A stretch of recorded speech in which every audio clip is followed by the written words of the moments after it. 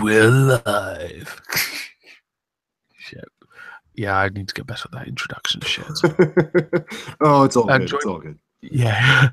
Joining me to abuse Magog, who isn't even here yet, is the Beardbarian. Say hi, the Beardbarian. How's it going, you beautiful motherfuckers? We were just talking about people who, before we came on, about being fashionably late. I had that with Poisoning the Well, because Sophane, with 3 weeks' notice, still didn't take into account daylight savings time. Congratulations. Wow. Yeah, and Miss Misa, who was an hour late because she was still at work on the day. That was nice. Magog, he's too busy for something. I don't know. Conquering peasants or fapping world-conquering peasants, something of the like. Yeah, something like that. So how have you been? I've been good. My hands have finally regrown, so I mean, I can finally masturbate again while conquering the peasants, and that's fucking great. Life is good. How are you doing, oh monster of tentacle rape? Somebody asked me earlier where my nudes are, and I'd simply replied Pornhub. Damn. Like, yes, that's true. I keep forgetting that you are all over Pornhub. Pretty much, yes. I noticed recently you started doing some gameplay, which is what was the game with Jack Black you were playing as Rhodey? Oh, Brutal Legend. That one is a fun game. I need to get that. That looked like so much fun. It's only like $10 or something. It's really cheap on Steam right now. And since I've been not having hands and I've only had 3 fingers and a stump to do anything with, I've been playing a lot of video games because I can't really do anything and they won't let me leave the cave. You seem to do rather well on Grand Theft Auto with what you have. I can't imagine how amazing you'd be with all the extra fingers. I'm very proficient when using a stump and my penis to drive a motorcycle at high velocities. Yeah, that shit was funny. I had to that game. Oh, it's so funny. I want to play it. Yeah, it's great. I have some amazing streams, but they're all taken down as soon as they're done because of copyright strikes for the music. But I really don't give a flying fuck. It's too much fun, so I do it anyways. There are lots of bigger gaming channels that do that. There's one that plays Grand Theft Auto games, and he has every time he gets into a car, he has to turn the radio off, or the whole video will be demonetized or copyright claimed. Yep. Yeah, mine get blocked in every country around the world. But rather than keep it out because it's more fun for people to see me headbanging in a little window while racing around, I just do it anyways, and it's kind of a limited edition thing. You either catch it live or sorry. Well, have you considered uploading them to VidMe? I have, but I realized that I don't care that much. I'm just doing it for shits and giggles. And it's kind of fun having it as that limited experience thing, because if you don't catch it, well, you missed out. There's a lot of good inside jokes and cool things, and I'll announce it 3-4 hours in advance, and it's cool getting people racing in, and some of the comments I get are a lot of fun. It's neat. It's cool. I like it. Yeah, actually, that's a pretty good point. I like that. I've been wanting to, obviously, the problems of technology being a bit lacking. I've ordered a new laptop. It's dispatched. Tension is fantastic to start game streaming a little. And I was looking at all the games that I've got on Steam, and I'm like, I've got one called Cthulhu Saves the World. Oh god, yes. First, I think that's got to be one of the games I play. It just reminds me of Pokemon a bit. Play ones that are themed to you in some way. Oh, and Octodad, of course. Yep. I think I've got Day of the Tentacle Remastered. Somebody got me that. That I don't even know what that is. It just has the word tentacle. I don't know, but it sounds sexy. It really does.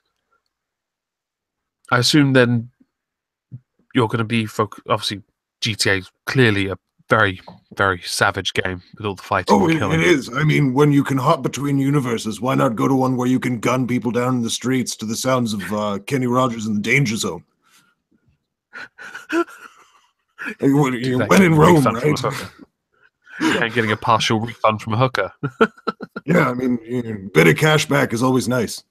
Where the fuck did she put the rest of the money? It's like, kill 2, get the 3rd one free. I I always wondered with Michael. I mean, I felt really sorry for him in the campaign. If you ever got him with hookers, he always seemed like he was just desperate to please them. Wait, there's a campaign? Yeah, it's a story mode thing. Oh, I don't pay any attention to that shit. I don't play that game to actually do anything aside from rolling around and fucking people up. Yeah, that's and pretty much what I tailgating do. strangers. That's a lot of fun. If you're ever bored, just follow somebody. Don't shoot them. If they shoot at you, just like try and drive away, but just tailgate them for like an hour. It's so much fucking fun.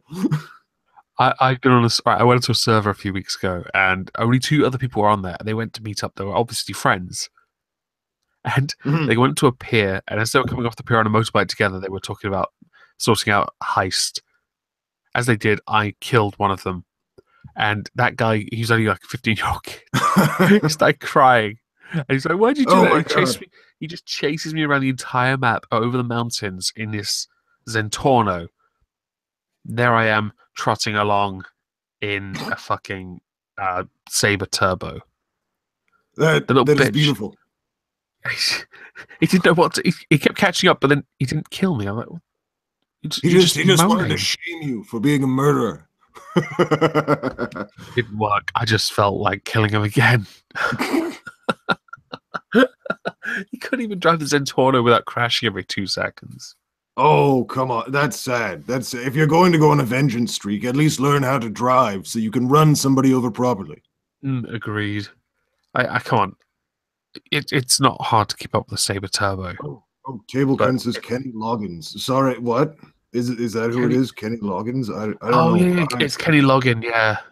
There's a Kenny Loggin song. Yeah. It's not Danger Zone, though. I think it's a different song. There's a really great Psycho Stick cover of Danger Zone that just rocks me like a hurricane. It's good shit. That's another good song as well. Yes, it is. I feel like going with more musical references. I did remember you talking about music the other day, because someone in the chat, your chat, asked about Dragon Force. Yes, I mentioned I've seen them a few times. The new singer's got a far broader vocal range than the original singer. Have the musicians actually learned how to play their guitars at the speed that they set the songs to? Yes, they've also learned how to tune them.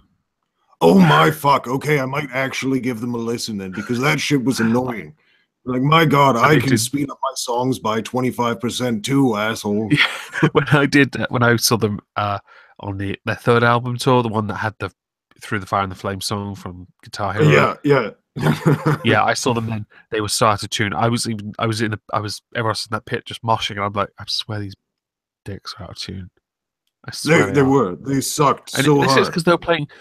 Yeah, they kept saying, "Oh, it's because we're playing drop C." I'm like, fuck off. It's still not hard to tune your guitar. Yeah, and the reason why is because the singers. Speaking of sucking dragons, what's up, Magog? Did I make it? You made it.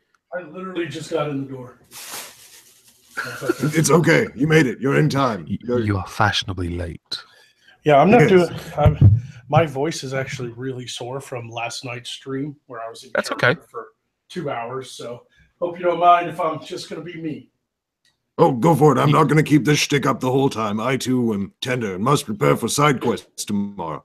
Yeah. It's all good. I'm just glad you both made it. Yeah. Yeah. What was this for anyway? I can't remember. Nudes. Send your nudes to thesavagebeard@protonmail.com. Okay. Do it now. Savage Beard, Proton Mail. Yep. I swear, I've started something. People are going to start using Proton Mail more on YouTube now. Yeah, no, it was. I appreciate you pointing that one out, because when I went to look at it, it's fucking fantastic. Yeah, it's easy to use and it's completely secure on Switzerland servers, and you know how protective Switzerland is. Oh yes. Yes, that Bytes are fantastic. Are we live? Oh yes. Oh okay. Oh yeah. Hey everybody. Live. Yeah, sweet. My bad. Like I said, just walked in the door, man. Oh, that's all. It's okay. Beardy told me. Yep. Mentioned. I gave him the off-air heads up. Yeah. Discanner says sore throat because of last night. Sounds interesting. What have you been doing, buddy? Oh, come on. I was on stream with Mundane Mad, and of course I'm. Yeah, you were. I caught that. And you were with Medusa as well. And Medusa, and AP and Ghastly, and of course I'm going to get a sore throat from being with them guys. You know? Yeah, all those dicks cramming in your throat at once. Yeah, it was like a dorky. Yeah. Mm-hmm. Well, congratulations, you survived. We're proud of you. Achievement unlocked. Achievement unlocked. Oh, dear God. Holy shit. I'm going to have to get slightly less sober after that one. Just a second here. I didn't hear any of that because as I was walking to the kitchen, I unplugged my headphones. So. Oh, be happy then. Right. Yeah, it's for the best. Yeah. All right, let's see if this new contraption works. So anyway, Omega. Yes. Isn't this for some sort of special occasion or something? Is it your birthday? Nope, not anymore. No, my birthday's not January. It's all good. So what is it? What is this for again? Because you told us like 2 weeks ahead of time, so I thought it was for something special. I was originally going to plan it as a fundraising stream, but because I managed to do that a week ago, okay, I just want to stream. Oh, okay. So this is yeah, I support this. This is the chill stream then. Yeah. So we can talk business. We can talk business. We can talk about business. We can talk about movies because I know you love that.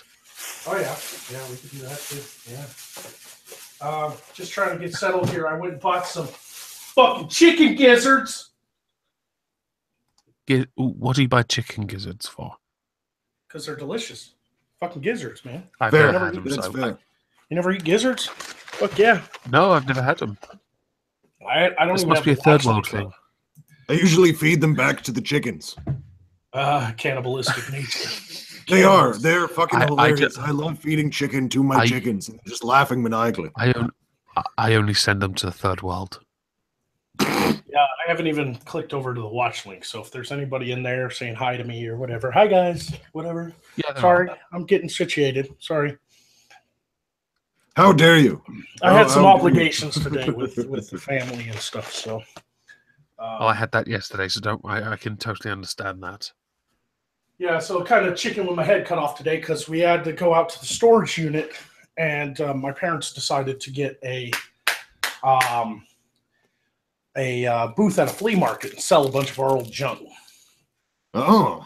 And so I had to go through all my shit that was in the storage unit, which I thought I got all of it because I didn't like having my stuff over in the storage unit. I hated that my dad was responsible for my old junk, so I brought most of my stuff home. But there were a couple boxes over there I missed, and man, it surprised me what I left behind. I found my old high school ring, my fucking graduation ring.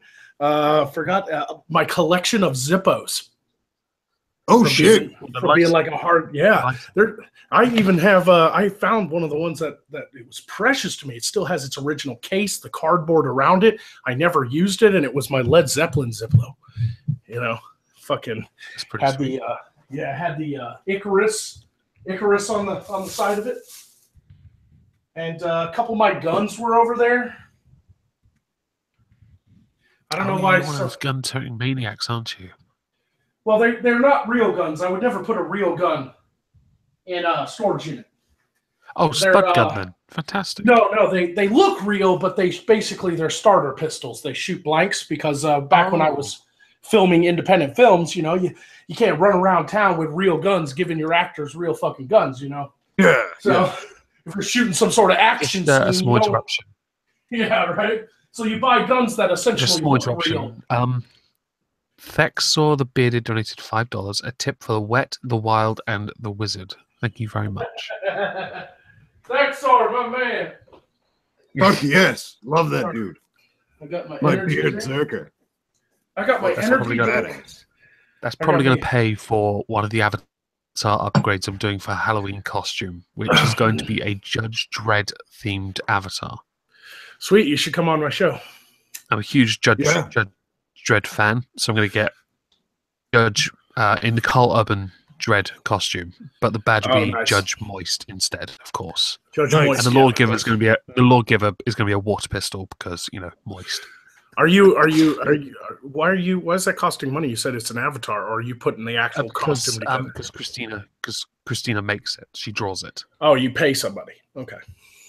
Yeah, she's going to be drawing it for videos. Okay, cool. I don't have that. I can't draw this style. I can draw other styles Now, though. contrary to what people believe, because for some reason, people actually believe that when we fight on Twitter, it's real. But contrary to what I believe, what everybody else believes, they do, don't they? me and Omega became pretty good mates early on in my YouTube career here. So I would like to formally invite you to come on one of my live streams one day, because I'm starting to stream a lot of different people, a lot of interesting things. The only downside is I know that the time difference is what sucks. I know that. Because what is it, like 1 o'clock in the morning there for you now already? So it's it's quarter past 10 at night. Yeah, it's 10 at night. Yeah. 6 hours. Yeah. 6 hours. Yeah. So well, it doesn't matter. Yeah. You just tell me when, and I'll be there.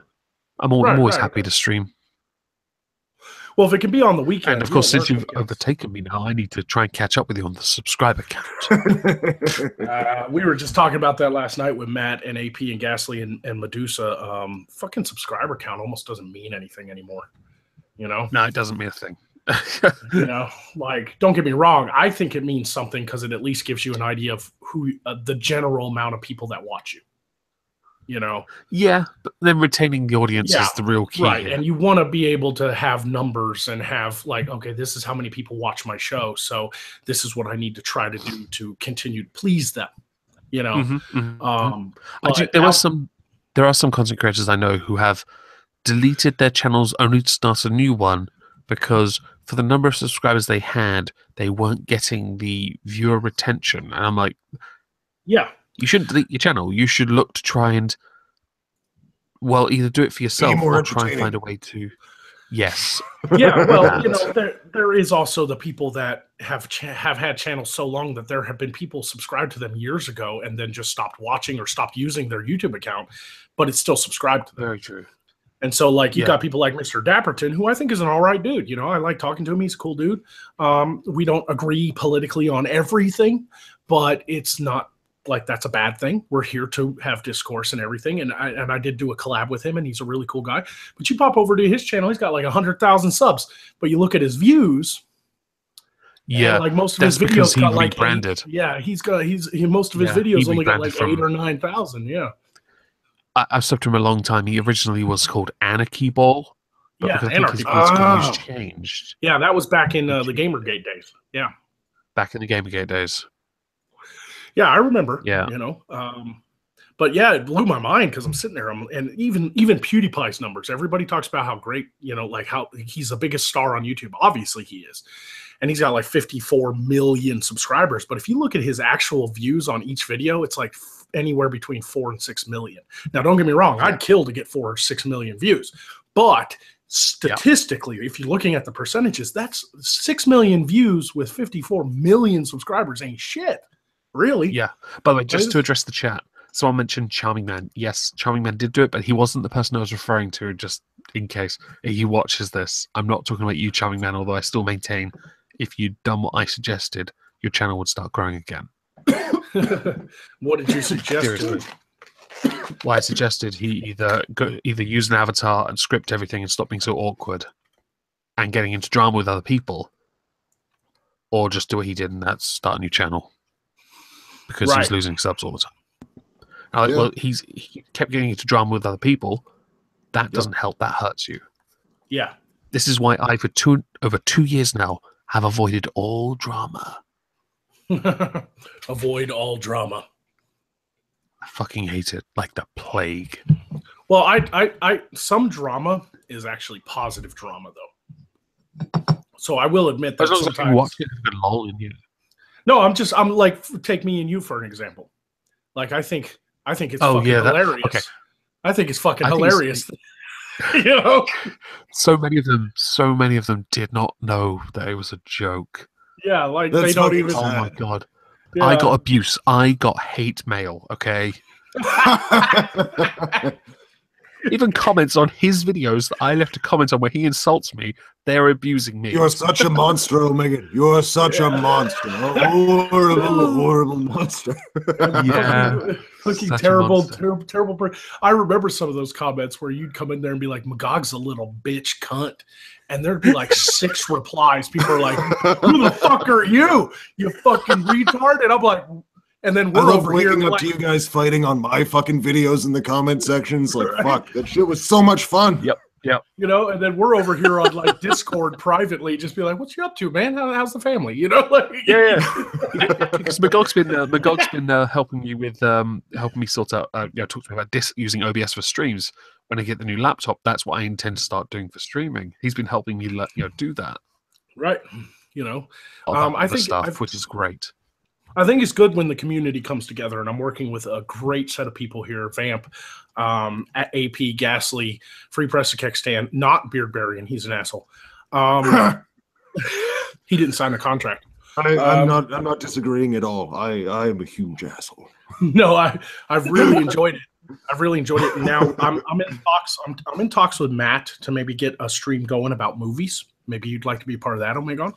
His 3-book theater. I mean, it would be very useful if he did start doing movie-themed streams on that channel, because that would be really good for him. And I'm more than happy. I'd be on. I've never spoken to the guy. I'd love to. Yeah. And you know, I've got AP and Ghastly, Free Press Kickstand animates things for me. You've seen my Magog reanimated. Yeah. And that's good. So we're gonna start doing like this just big old news show with animated versions of ourselves. So maybe I can get Free Press a Kickstand to animate you a little bit, and maybe you can pop in from time to time and give us the under the sea news or something. Sure, you know, I'd love to on the young Kex. I've got to talk to Ash. I'm sorry, I doxed him. Shit, ignore that. I got to talk to Free Press Kickstand and see how much he's willing to do and stuff, because you know. I really want to start expanding things. I think the best, I was talking on the stream last night, I think the best thing us YouTubers can do is not give up and actually band together and start doing more collaborative things and not just go solo, you know? I've been doing this for 2 years, and I stick consistently with my uploads and then reach out to people to try and do collaborations. There is someone I know who's in the chat. He and I, so about 7 months ago, he sent me a collaboration video that I was supposed to have done, responding to a vegan that conflates veganism and feminism. But he does it with a metaphor of slaughterhouses and a correlation and blah, blah, blah.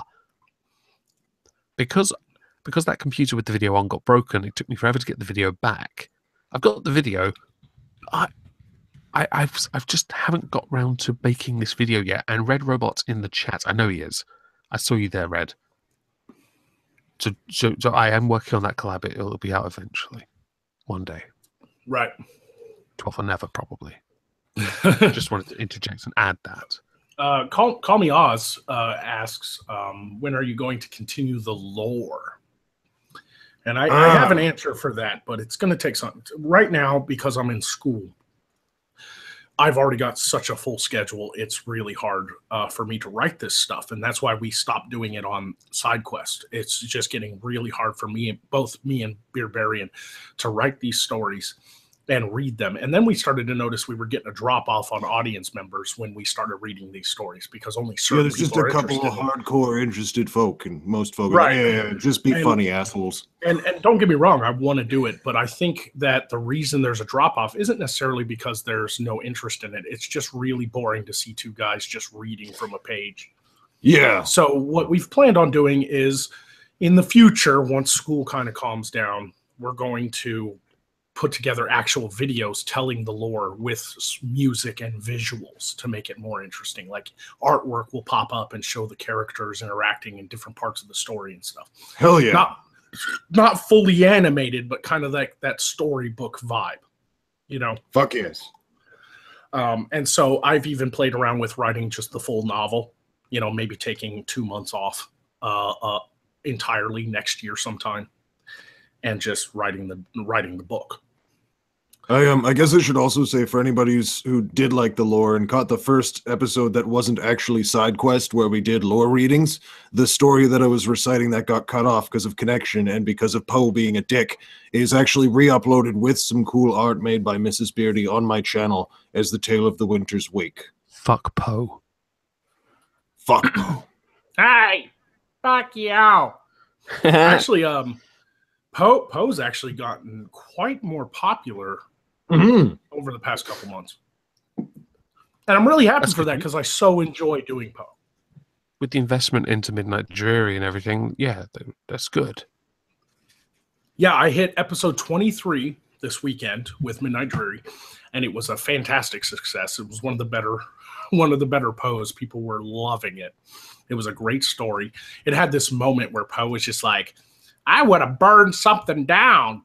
And then he was like, seriously, arson is so cathartic. And then it just the music stops. So fucking good. And it zooms in and there's this overlay of fire and screams in the background. It's like the screams are beautiful. I feel like he's learning from my rages. Right. Yeah. And it was just really fun to do and start playing around with that kind of stuff. And I think Poe's going to start increasing. I don't know if you noticed it, but over there on the Free Press Kekistan's channel, there's the new Young Keks, the new season of Young Keks, and they've got Ghastly and AP now hosting the Young Keks because Kank got his ass blown up. And yep. Yeah. I don't know if anybody noticed, but right there on the desk where Ghastly is reading the news, yeah, I saw that little motherfucker. Poe is in a cage on the desk. I don't know how he got there. He's a sneaky little bitch. I'm curious how he got the cage there with him. Oh, he hops out of it, carries it. What an asshole. It's like the swallows carrying the coconuts. No. It's like the Flintstones with their cars. He just lifts it up, his feet underneath it. Right. Yabba dabba, fuck this place. Yabba dabba dooba. There's some freeform scat sounding shit right there. I know, like Poe can totally do scat. Poe kind of sounds like my version of the Monarch from Venture Brothers mixed with like a 1930s gangster. Just, see? Yeah. Venture Brothers!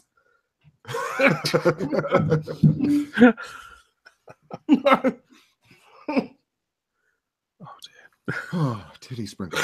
But yeah, trying to increase the content on the channel, more streams with interesting people that actually have like costumes, characters. Last night's stream probably was one of the best streams I've ever done. I'm not gonna lie. It was just a blast. We were having such fun. Medusa was there with her big old personalities. And she's fun to stream with. I've streamed with her a few times over the years. She's very nice to talk to. Yeah, she kind of took a break. Two big talents. Yeah. She kind of took a break because she felt like maybe she just wasn't growing, and the people she was working with were not. Excuse me. Burn in hell. Bless you. No. Thank you. Okay. No, sorry. Burn in hell. Burn in hell. Everybody, burn in hell. Yeah, she had the fangs in and everything, but I think she took a break for a little bit because she was working on the calendar, and maybe that didn't go as far as she wanted it to go. And maybe they're like some of the people she was working with are good people, but they're not exactly like live stream material. So there's not a heavy level of entertainment, that people were interested in. You've got to work with the right people when you live stream. Yeah, really, absolutely. And it's nothing against anybody that she's worked with in the past or anything, but she just really wanted to try out this new thing where you're actually like in a costume and you have a background and you're being entertaining to the audience. You're not just talking. Yeah, you've got to try and put yourself out there to try and find something that works for you. That kind of chemistry. Right. And chemistry is a big thing. You got to get talkers, man. Yeah, this is why I can't just sit here and scratch my nuts this whole time and like spend an hour here and occasionally go hee hee hee. That's what I'm supposed to be doing because I am very boring. No, I don't know.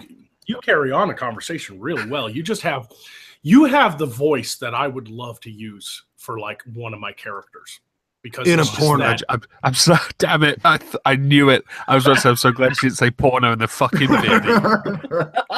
No, I even mentioned you on my stream last night. I wish you had been watching live because I was with Modern Medusa. She showed us. Did you watch it or what she showed? I watched it this morning, but I was really sleepy. Right. Oh, well, there was a part where Medusa pulled up some artwork of her character, I guess you can say, and there were tentacles, weren't there? There was tentacles all around her, and the tentacles were forming a dick, and everybody's cracking tentacle porn jokes, and I was just I just leaned into the microphone and was like, "Oh, Megan supplied the tentacles." And the whole chat. You'd be surprised how many people were watching that love you, man, because the whole chat suddenly went moist, moist, moist, moist, moist, moist. Yeah. Sophie mentioned me once. He mentioned me with you actually when they're talking about Logic. And they talked about me and when you pulled out your Cthulhu Teddy. Oh right, yeah. Puppet. Yeah. Right. Zophane, when he mentioned my name, not a single person knew the fuck he was talking about. And I was like, oh my god, I'm triggered. Oh. I haven't tried hard enough.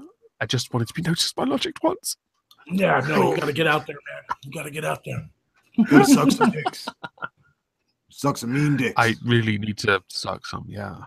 Yeah. No, I don't even know. After Logic gave me the shout out and I talked to him that one time on the stream, I haven't actually talked to the man since. And I feel bad for that because he pretty much gave me the first big boost I ever got. But it's like I just don't hear all that much from him. And I follow his channel and stuff. I love his work. And I see him on Twitter now and again, but I don't exactly engage with him. So maybe I should get him on one of my shows sometime to properly thank him, you know? Failure brought me onto one of his streams when Logic was there and he wanted to get Sci-10 on. Now, Sci-10 at the time followed me, but Sci-10's account got suspended. So when I said, Sci-10 follows me, went to go and find, and Sci-10 had been suspended and doesn't follow me, and I was embarrassed. Well, some people, you know, and some people have just straight disappeared since this YouTube thing, too. Yeah, I know. It's really weird. Like, I have tried, but not at the same time, because it shows. Yeah, I've tried to hit up Undoomed like a couple of times, and he just, I mean, when he finally does answer, he just straight up is just like, this fucking YouTube thing. I think Undoomed's only doing like one video a month now, simply because every time he uploads it, he doesn't get monetized and he loses subs every time he uploads. It's weird. Yeah, he wanted to turn this into a job, and there was obviously a huge potential for it. And with all that he did to move from a still image to a fully, animated image. I think, I don't know if you've talked to him or not, but I think that's wrong. Not that, you're an asshole or anything for believing that, because a lot of people want to turn this into a job. But he's never 100% wanted to just give up his life and do YouTube. No, he had mentioned briefly, like, there was, I sort of spoke to him off air, it was like a brief sort of, he saw potential, but... Yeah, of course. There was potential for that, but he actually loves the job that he does. So, like, yeah, of course he does. YouTube's always been kind of a side thing for him. But then again, if I was doing what he was doing, I'd probably not quit either. I fucking love movies and stuff, and he works as an editor, So yeah, I'm very jealous of that. Yeah, that's cool shit right there. It is. I love that. By the way, I love that you mentioned moist, and my chat is just spammed with moist. Yep, moist. Thanks, BadOPCode and Beardbarian. You're welcome. Well, that's got to be your thing, man. And we definitely got to work together a little bit more. Let's get you an animated version of your avatar on the Young Kenks, and start doing t-shirts and shit. I just put out a free print t-shirt for Poe, and it's literally a picture of the animated version of Poe on a t-shirt that says, remember, things could always be worse. And I announced it on the episode last night, and already I've sold like $20 or $27 worth of merch already, just from shilling it the one time, So that's good news. Oh, and someone mentioned in the chat, where's Kraut? I don't know where Kraut is. I think he's a student though, so I would assume he's studying. No. Maybe. But he did also he did a series on doing these videos on alt-right positions, I think. and the amount of research that goes into him, or quotes research, it depends on whether or not you consider what he has done to be research or not. It is a subjective position, Right. but it's quite time consuming. Although listening to the response videos as well is quite entertaining. But still, I think that might be why, along with his studies, why he's not about as much. Right. Well, I feel that, man, because right now school is killing me. And honestly, I really enjoyed my first 2 years of college because I was at a very simple tech school. To kind of cover my basics first before I moved on to a proper university. And I was there for 2 years. And for the most part, outside of a couple things like the fucking cry wall, I really loved being there. I hate being at a proper university. It is pure cancer. I absolutely fucking hate the school that I'm at right now. Like, if it wasn't for the money from the GI Bill, I'd fucking quit. I cannot stand half the fucking students in my classrooms. I can't stand half of my fucking teachers. I can't stand the bourgeois fucking privileged fucking atmosphere of the fucking school. It's just I get daily emails from the diversity office. You know, I just don't get it. It's just a reminder that today, Magog, you are still white. Yeah. Yours, the diversity office. Now, in most places in Arkansas, we don't get a lot of the SJW or identity politics or the hard left, leaning politics because it's the South. So outside of the university campuses, you don't see much of that. Most people just live their lives and do what they're going to do. They don't even know what's going on in the country. But the moment you step on a college campus in this state, it's just a whole new world. You're just walking around going, Jesus, there's somebody with fucking rainbow colored hair over there and they're fucking holding a sign and shit. Yeah. Fuck. Abort. I live in an old people town by the sea, and it's really weird. Over the last 5 years, I've seen more and more actual rainbow hair colored people in this town. Problem is, for them, they are genuinely an oppressed group because the old people don't like it.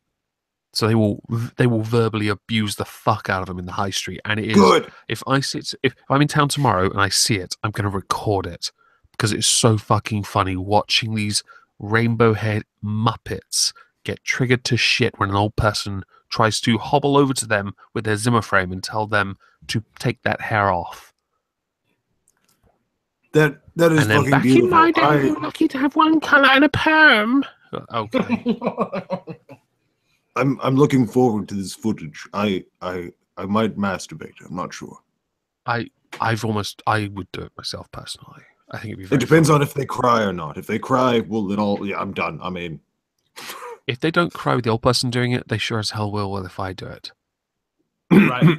I've spent enough time listening to very mean people speak. I just copy what they say, plagiarize it all, but I'll make them cry. It works. Does rebrand it? Their hair looks like looks like one of those sherbet tubes, all the different colors in. It's just disgusting.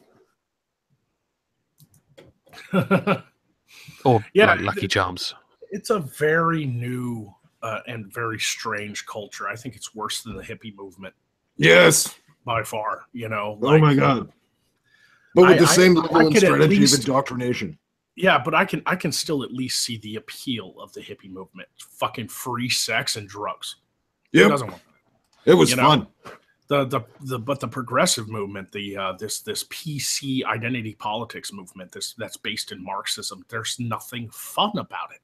I don't even know why. But it's still based in the same nature of getting people sheltered together, safe, and creating a single entity from which to feel, think, and otherwise exist. One side reminds me of flower things, the other side. Yeah, that reminds me of the changeling planet Odo lived on in DS9. Just one liquid existence. How very exciting. Yep. Right? Yeah. No, I sometimes look at like an Antifa rally or some of these protests and I see these people in this sea of this crowd of people holding signs and stuff. And I can't help but think they look kind of like, even though they all look different and they're all portraying themselves differently, I can't help but feel they're all clones of one another. That's the same as any fashionable fad. Okay, the best one I can think of is 10, 11 years ago when I was at uni and emos were really popular. They all said, "Oh, there's individuality." I was an angry trench coat goth before emo came around. I had to start beating people up and change my style because of emos. I changed my style because of emo too. I was a goth in high school. Yeah, there was no fucking way I was being confused with those assholes. See, I was a metalhead. I just didn't give a fuck. I had long hair. I saw these kids with their individual haircuts that are all the same, with their individual hoodies that are all the fucking same, and their skin tight jeans that never pulled up properly because they were wearing women's jeans with shorter like crotch region. So what I'd do is I'd go behind them and pull them up because I know it hurt their balls. That is beautifully savage. No, the emos. I would lift them off the fucking ground. The emos here, they went the opposite way. They started taking the goth thing, and then they added like a femininity to it. And so there was like, here's this fuck with the spiky black Cure fucking haircut, and like fucking holding a book of poetry, but he's got like skinny jeans on. Yeah, like almost goth from the navel up. Yeah. That was what confused people and made it terrible. Now, when it comes to England, I'm surprised you didn't say chavs. Them motherfuckers look all alike. I'll be honest, chavs are dying off. I'll be honest, emo still exist. That's true, but I mean, in fucking certain parts of London, they're just as strong as they are. It probably hasn't. They're dying off in other places, but London is still heavy with chavs, especially like the Soho. London, to be fair, London is a massive multicultural cesspit. Right.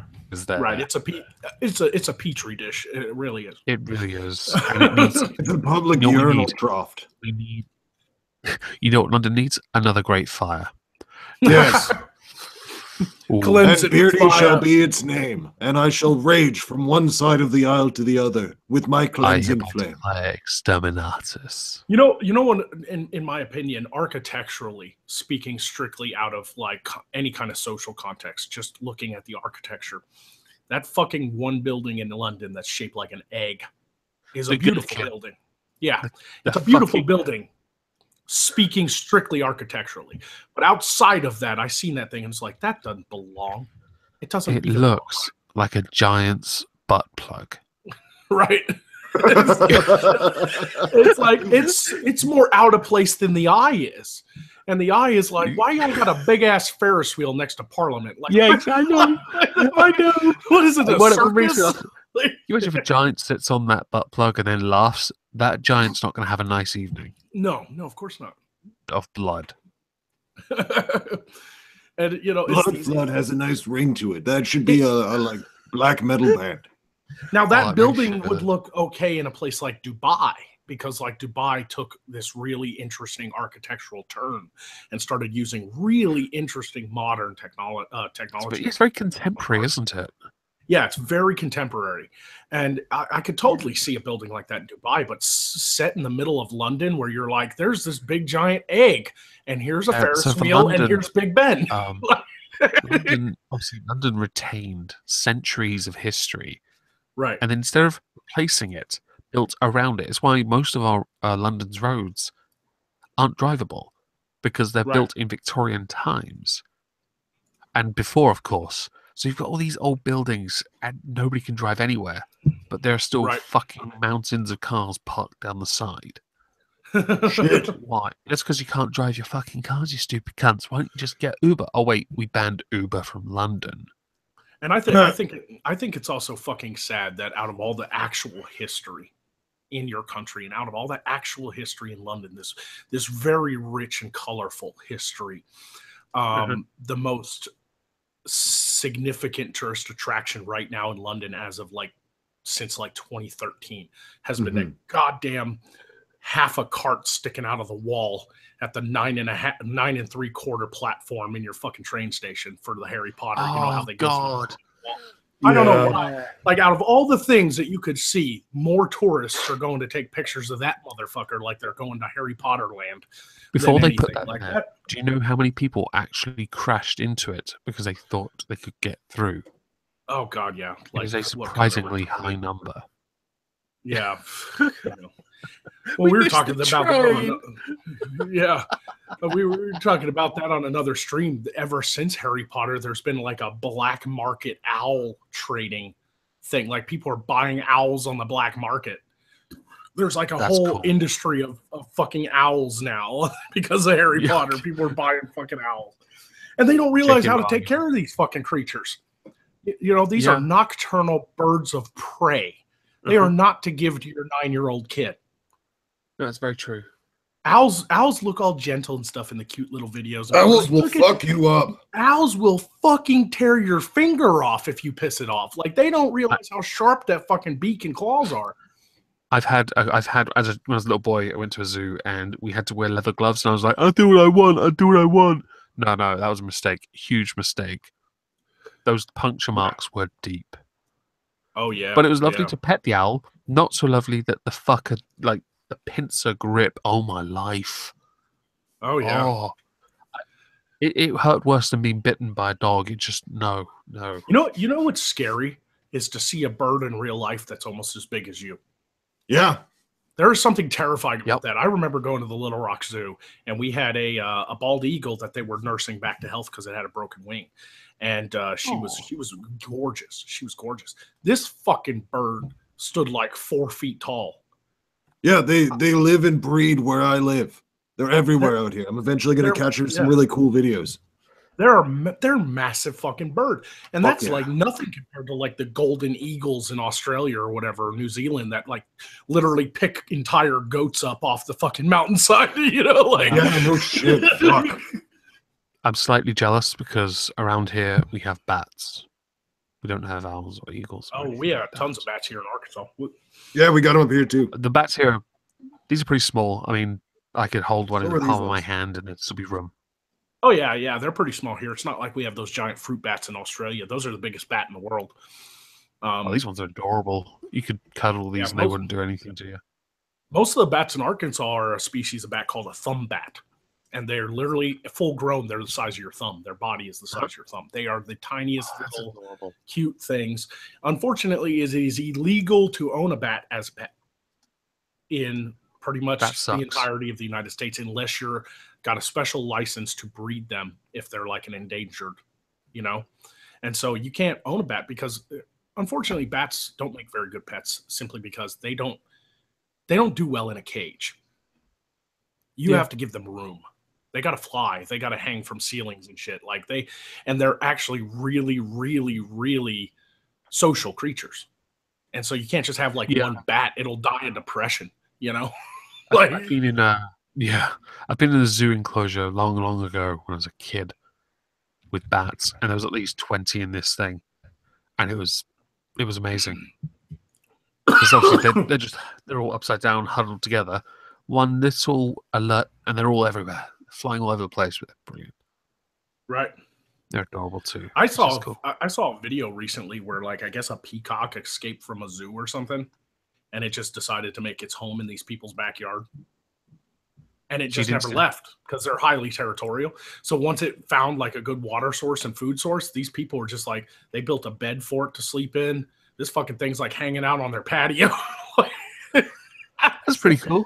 Yeah, I had one the other day when I was at the zoo with my sisters and nieces and nephews come up to us while we were eating our lunch. And I put a picture on Twitter indicating it was lunch, and Beardy a little comment on that. Yeah, that was nice. That fucker could have taken my sandwich. I would have killed him. That would have been game over. Nobody messes with sandwiches. But speaking of bats, that's the one thing I think that the Batman movies have always gotten wrong is the bats. Like, if you remember the original 1989 Tim Burton Batman, not the original with Adam West, but the 89. Yeah. When he brings Kim Basinger to the Batcave and there's all those bats in the ceiling hanging out and shit, I literally didn't notice when I was a kid because I didn't know. But as an adult, and I know more about bats and other random facts because I'm, I don't know, I can always remember these things. I'm watching this movie going, why aren't they dead? Yeah. Why aren't Batman and Kim Basinger dead right now? Like, you can't breathe in a bat cave. There is so much guano that it's like pure methane. You literally can suffocate and die in a cave with that many fucking bats shitting everywhere. You say guano and I think of Ace Ventura. Oh yeah. I was just watching it yesterday too. I was having flashbacks. I was watching Mask yesterday. There are bat caves in the Ozarks. Films. There are bat caves in the Ozarks here in Arkansas that you can go and visit, and you can actually go in and walk around and stuff, and they have to give you a fucking rebreather. You can't get it. Yeah, you got to wear a fucking mask with like an oxygen tank. But guano's delicious, isn't it? No, you should not eat bat shit. You should not eat. Everybody out there, disclaimer: you should not eat bat shit. Do not listen to Megan. It is not good Ace for Ventura you. did it. No, he ate a fruit paste that was on a bowl made out of guano. Yeah, it was a good fruit point. Paste, You're correct. But the bowl, he was like, "This is a pretty bowl. What's it made of? Guano." And he's like, he like drops it, you know, because he'd been licking the shit out of the shit bowl. It was great. Because he just hated bats. Like, it was the one animal. He's like the animal guy, but the one animal he couldn't stand is bats. Amazing. Titty caca. I love that shit. Titty caca. I love this thing.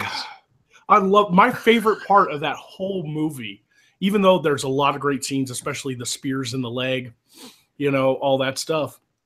The numb arms. But my favorite part is when he's tied to that raft and that fucking monkey's trying to get him out, and then the monkey sees the waterfall and just abandons him, and he's just Spike, and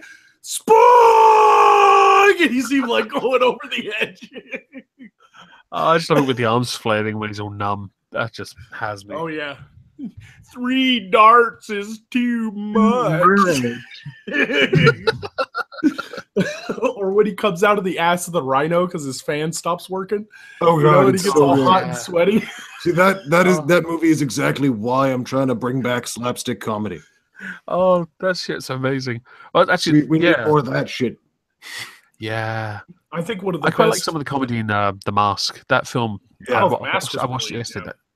Yeah. The we need to bring back Yellow Suits. The sequel and the cartoon was not as good. Yeah, the that's cartoon true. series wasn't that bad, but yeah. Yeah, but Son of the Mask was an awful film. Oh, yes, dear God. Oh, yeah, that was bad. Oh, yeah. Even though it had Bob Hoskins as Odin. Yeah. And I love Bob Hoskins. Who doesn't love Bob Hoskins? May he rest in peace. I met him once. He was cool. Oh, yeah, Bob, man. He did some filming on the pier down by the seafront here. Yeah, I got to meet the guy and shake his hand. That was awesome. Yeah, that is awesome. You got to meet Bob, man. That's awesome. I loved him in Hook. Fucking yeah. Smee. Yeah. Smee. He's so fucking good. Smee. What about me? Wait, I'm Smee. Stuff. Yeah, Hook was probably one of my favorite renditions of the Peter Pan story. It is definitely my favorite so far. How could you beat Dustin Hoffman as Captain James Hook? Yeah, the role is his. No one can ever take that away. He tried, is Captain Hook. Yeah, there have been multiple remakes of the Peter Pan story where he's younger. It's, there's the prequels. There was made for TV movies. There was ones that were just more like a live play. That new one was shit. Yeah, the new one was garbage, and it's like you're watching this, and you're just like, you just want Dustin Hoffman to come back. Even how they try and portray him in Once Upon a Time, it's nothing in comparison. I mean, different universe and storyline, but at the same time, I'm not impressed. There's only one Hook. Yeah, Dustin Hoffman stole that role. He's lucky he didn't get typecast. yeah, no shit. He's not Mr. Belding, thankfully. Yeah. Because that poor guy who plays Mr. Belding, he's fucked. He can't get any job anywhere else like that. Yeah, I think it was a brilliant rendition, and there was just it was taking the Peter Pan story and doing something really new with it, and really for the '90s, it was like bringing in a little bit of the edgy '90s teenage stuff too, with Rufio and a skateboard thing, and and all that stuff. Rufio.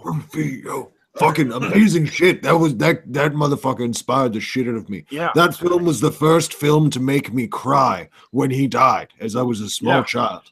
And I wanted to bring that up too. That was back when like fucking 80s and 90s, man, when they were kids movies, they were general audience movies, they were family movies, and yet they still showed death. Yeah. Yes. And they dealt with it appropriately, and the emotions dealt with it involved in that. appropriately. Right. And it was amazing. I mean, it was just amazing. Nowadays they walk on eggshells with kids, in movies. There is no death. It's not just the kids' movies. It's also our general adult entertainment that we have available as well that creates superhumans of all varieties that don't have standard human emotion or the capacity to go through a genuine tale. Like Hook was all about normal fucking people, even though Peter Pan was in his whole thing there, but still about average human beings having to face in this fantastic universe. But it was still about average human beings having to overcome their troubles and difficulties. It was relatable, and you grew as a result of it. And that is a dying trend that I desperately miss, that really makes a difference in the type of quality of material we have for everyone, especially for fucking children. Yeah. Insanity Rises in the chat brings up Mr. Megorium's Wonder Emporium. That was good shit. That dealt with death very amazingly. Like, he knew he was going to die because he was down to his last pair of shoes, and that was very interesting. And it was a good film. It wasn't one of Dustin Hoffman's very best, but it was. Natalie Portman did a good job in it. I think. But as far as kids stuff that deals with death, I thought that Kubo, The Tale of Two Strings, that. It's kind of a paper mache movie. It's kind of stop motion. I haven't seen that one yet.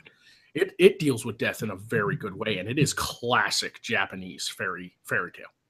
Like, really, if you don't really me asking, great. do you think the reason that the films now then are walking on eggshells, as you put it, is to protect the children, or because of complaints that from the parents wanting to protect the children? Oh yeah, of course. They're just switching their way of doing things to fit complaints from the audience, because they're especially Disney. Disney's in the business of making money, and you don't make money by necessarily pissing people off. At True. least that's their way of thinking. And so they've converted. Now, they don't do it with everything. I thought Moana was a very good movie for Disney. I thought Moana was great. I thought The Rock, Dwayne Johnson was a great voice actor for that. There was a death scene in that. Her grandmother passed away, but she turned into like this ghost of a stingray. It was handled very well. The music was great. But then they turn around and do some shit like fucking Frozen. You're just like Frozen 2 coming out soon. Yeah, that has like one of the worst messages in it, ever. Yep. It's so homely and catchy. They wrote an entire film around a song. Right? Yep. And even the creator of the song, the woman who wrote the song and created it and sang it in the movie, like, came out and was just like, "I'm so sorry. We did not realize it would become like this thing," Yeah, James Blunt did the same thing with a song he wrote called "You're Beautiful" because it's so fucking irritating. Right? Yep. I love that. I love that video of that black woman who's just like, the camera's just pointed right at her face. It's like an Instagram video, and you can just hear her kid in the background in Frozen movie going, and she's like, "School is out. This is what I get all day long. Frozen. Olaf and Elsa all day. We need to put these kids in school all year round because I can't take it." like it was a great like this. We used to do this thing here, right? Whenever the kids, my nieces and nephew, got hooked on a DVD or a Disney film, they'd watch it over and over again for one day, and that's what they'd do, and it'd obviously wear us thin. So what we'd do is they'd give me the DVD, and in the morning I'd stick it in the microwave and turn it on. Oh yeah, lightning show for me. Science, bitches. Unfortunately, who buys DVDs anymore? Now kids just want to get on Netflix and stream their same show over and over again, The kids don't know this. Right? They're like 4 and younger, thankfully. Bullshit, they don't know this. Bullshit. My fucking nephews learned how to use that kind of shit, better than I learned how to use the VCR when I was a kid. You know, it baffles The VCR, my sister had a perfect way of using that. What she'd do is she'd take the video out of it and then simply turn it into a handbag by stretching the tape over her shoulder. Of course, that's always a good one. Yeah, no. Too many good films were lost in that battle.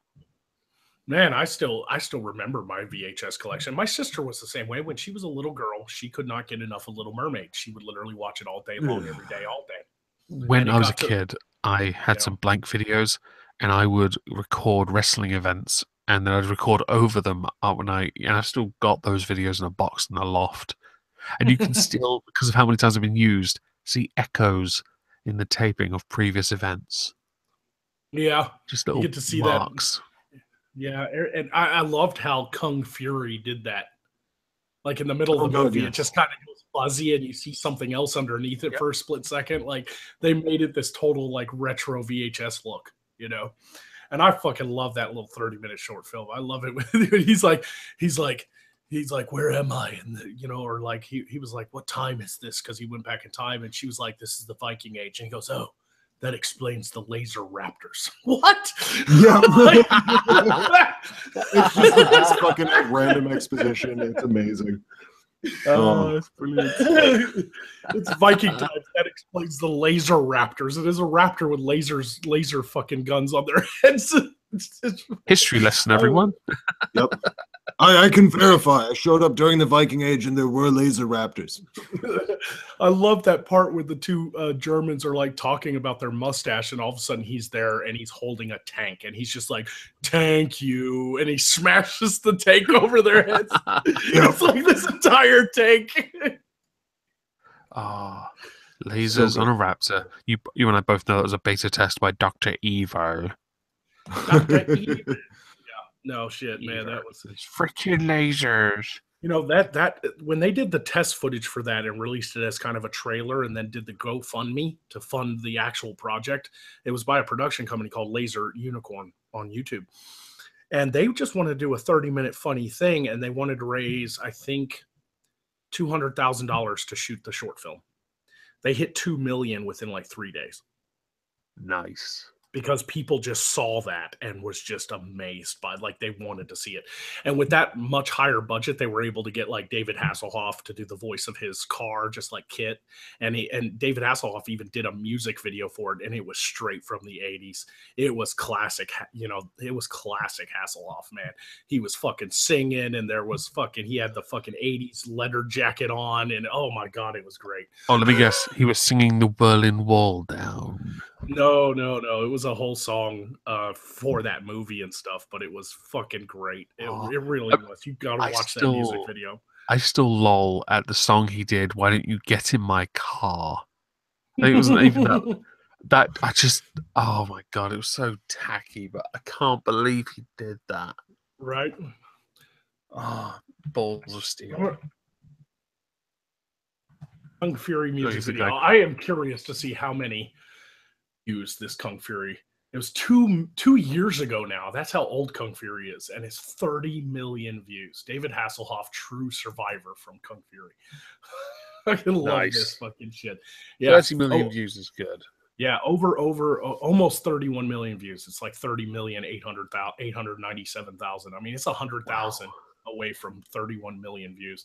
That's not bad. Now, obviously, there's music videos from proper, you know, MTV, you know, type Vivo fucking music videos that will get 200. I remember when that fucking song came out, that Somebody I Used to Know by that one dude, you know, and he's standing there and the paint's going all up his face and you know, somebody that I used to know, you know, like that fucking song was so popular. It got like 500,000 views. Like it almost got 1 billion views by the end of its run. You know, it was fucking crazy. Could you imagine having almost 1 billion views on YouTube? A billion. I'm not even at 1 million yet. I'm 950,000. You know, I can't imagine being much more. And that's like total views on your channel. This is just one video. Yeah. Could you imagine getting almost 1 billion views on one video? If I knew there were that many people out there that found me interesting, I'd probably be on camera. Right? Just do a face reveal. When are you planning a face reveal, or are you? I've never planned one. You need to, man. Get a costume. There are some things that don't. I do want to one day do a costume thing. Yeah. But not a face reveal. But I do want to get something. I've also got the Cthulhu ski mask, but that's wool. I wouldn't mind getting something in the future that was, I don't know, a bit more. It'd be cool if you could get the money to pay some like actual like Hollywood company that'll create you like an animatronic mask that the tentacles move and shit. That'd be fucking crazy, that would be very cool. That'd be fucking cool. Crazy. I've got the onesie. I've got the sonic screwdriver. I've got the mugs. I've got everything else. I just need the face. Right. Like even if it's rubber, even if it doesn't move, but it's good solid. Yeah, like, see, silicone wouldn't be so bad because I could easily make it. Obviously, the whole moist thing. I could easily like just put a bit of, I don't know, baby oil on them or something, just to make it look glisten a little, you know? Right. Yeah, yeah. That'd be kind of cool. Now, this is interesting. This is an interesting.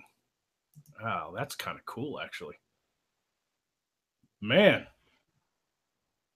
Oh, I have to screen share, don't I? Hold on, let me. Oh, go for it. Go for it. Yeah. Yeah, I just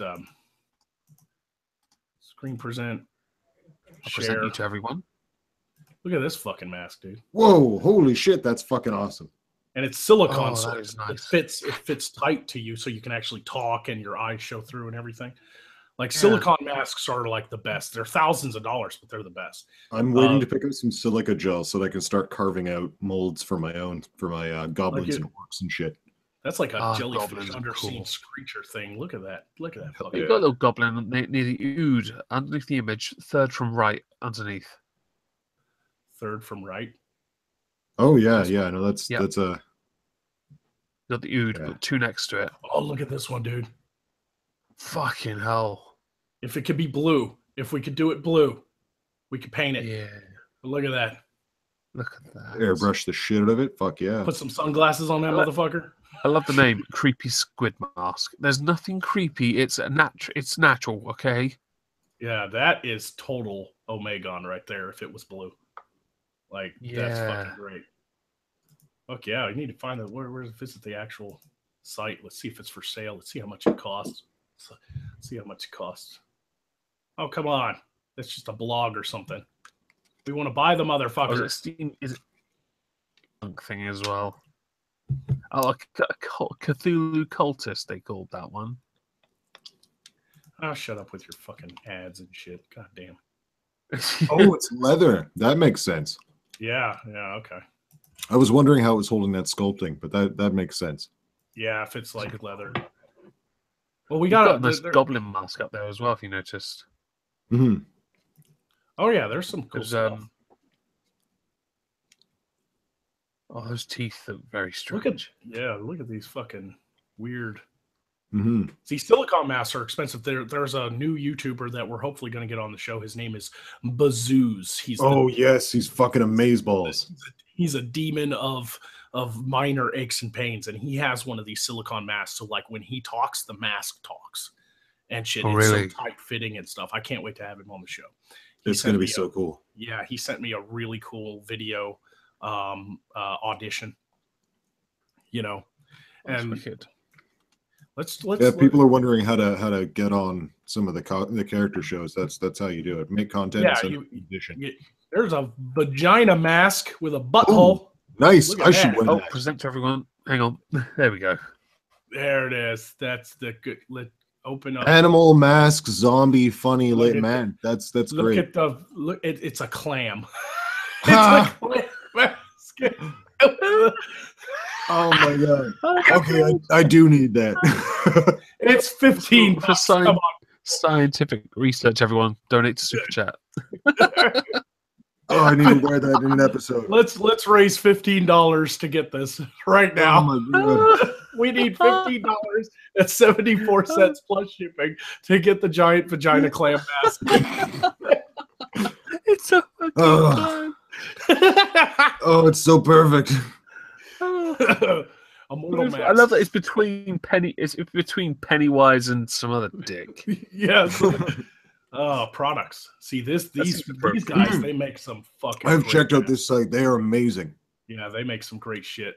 They make armor. They make fucking actual gloves to match the masks. I have to get tentacle sleeves because that would obviously work. Yeah. Let's see if they got some tentacles. Let's see what they got here. Yeah, let's see what they got here. No, look at the prices on this shit though. Oh yeah, it's worth it. Yeah. It is absolutely worth it. No tentacles is the closest thing.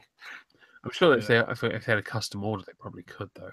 Probably, yeah. See, they do custom work. Fictional the Bearded, you are an excellent gentleman. He has kicked in the $15.74 and says, "Do eat." All right, Omega. I'm gonna screen share that super chat just because. Yeah. So yeah, Dexor the Bearded, $15.74. Do eat on a clam that looks like the clam vagina mask. Oh dear God. Oh man, look at these. They look brilliant. They got a rhino silicone mask. Oh my God, we could be shark attacks. Look at that. Oh, Sharknado. Yeah, fucking Sharknado. Oh, I need to get their werewolf masks. Oh, look at that demon. Look at that demon. That looks like something straight out of like Guillermo del Toro or Clive Barker, you know? Yeah, that's the kind of shit that I want to fight. Yeah, you know, fucking hell, man. Look here, Cthulhu silicone mask. Hey, they're not too bad, are they? My best mate has a different model of these that they made. Oh, look at jiggles, and that when you talk, wow. Look at that. Look at that. And they got age spots on it and everything. Yeah. Yep. The green one there, one of my buddies got a custom version of that from him. It cost about $2,000, but it's a little bit more articulated within the eyebrows. Pretty sure it was from the site, but they got a custom one. That is cool shit right there. Yeah, you could do custom. You can click custom for paint options and then type in, "I want it fucking blue. I am Omegon." You know. But these like fit you like so tightly that when you move and talk and stuff, they move, you know. Like, yeah, every aspect of it shifts with your face. It's fucking incredible. $750, but we can get you live, motherfucker. You can come on the Magog show and be this underwater sea creature. This is all you need right here, man. $750. The only challenge with these masks is that they do muffle a fair bit of sound, so you would have to speak up quite a bit. But it's well worth it. They are so fucking cool. Well, with this one, if you notice when he talks. Oh yeah, you can still see his mouth, but it does still muffle quite a bit. Yeah, the mouth is underneath though, so if you put a lapel mic here. Oh yeah, absolutely. That would cover pick up the sound from underneath instead of in front, you know. So you could easily look at that though. Like that's a wicked looking Omegon mask right there, buddy. If you can get it in blue. Very nice, doesn't it? Yeah. Oh, look at that. He got sharp teeth and shit. Fuck yeah. Yeah. Some cool shit right here. Look at the fucking hybrid werewolf vampire. Well, I've already milked my audience for crowdfunding on a laptop, so I'll wait a while. Right. Before I try and do this. Yeah, for sure. But I mean, this is the kind of oh my God, the reptilian mask. Oh, I need like 12 of those. God damn it. Dude. Yeah. That's some look at that. They got the creature from the Black Lagoon type look, you know. I didn't mind the what was the one with the just further down with the red on the left. Yeah, the beak. That looks amazing. What this underneath rotten seed. Scavenger, yeah, that's pretty cool. Yeah. Fucking creepy clown, man. What these remind me of? Every time I look at this, I'm like, not I've worn these at least once. Some of the masks are brilliant. Yeah. Yep. I love silicone masks, man. Conleons is asking, what is this site called? This is immortalmasks.com. Yeah, immortal, as in like can't die. Immortalmasks.com. Look at this one. These fucking glow in like UV light. Oh, damn. UV ghost. That's pretty cool. Walk up in the club with that shit on. When a kid's been really naughty, you stick that in their bedroom and wake them up late at night somehow. That's how I'm going to raise my fucking kids. Sounds like I would do that, and just because uncle privilege. Holy shit, he made Bebop. Look at that shit. That's fucking amazing. Yeah, look, Bebop behind the scenes. Yeah. That's fucking cool. Look at the arms too. He has like pig fingers and shit, you know? Yeah. Could you imagine doing YouTube videos with something like this on? I gotta invest in this and start a new channel. I'm gonna create a creature. Yeah, I think I'm gonna have to do the same in the long run. Yeah, man. I can fucking get some cool shit going. You have to have imagination though. You can't just buy a mask and expect to hop on. You can only go so far with the visuals. You'll still have to figure out what you want to do and make it entertaining and stuff like that, you know. But like I love and half masks basically they don't cover the shoulder area. See, you got actual masks on the bottom right there. Female masks, half masks. Face plates. Look at the face plates. Wait. Oh yeah. Oh yeah.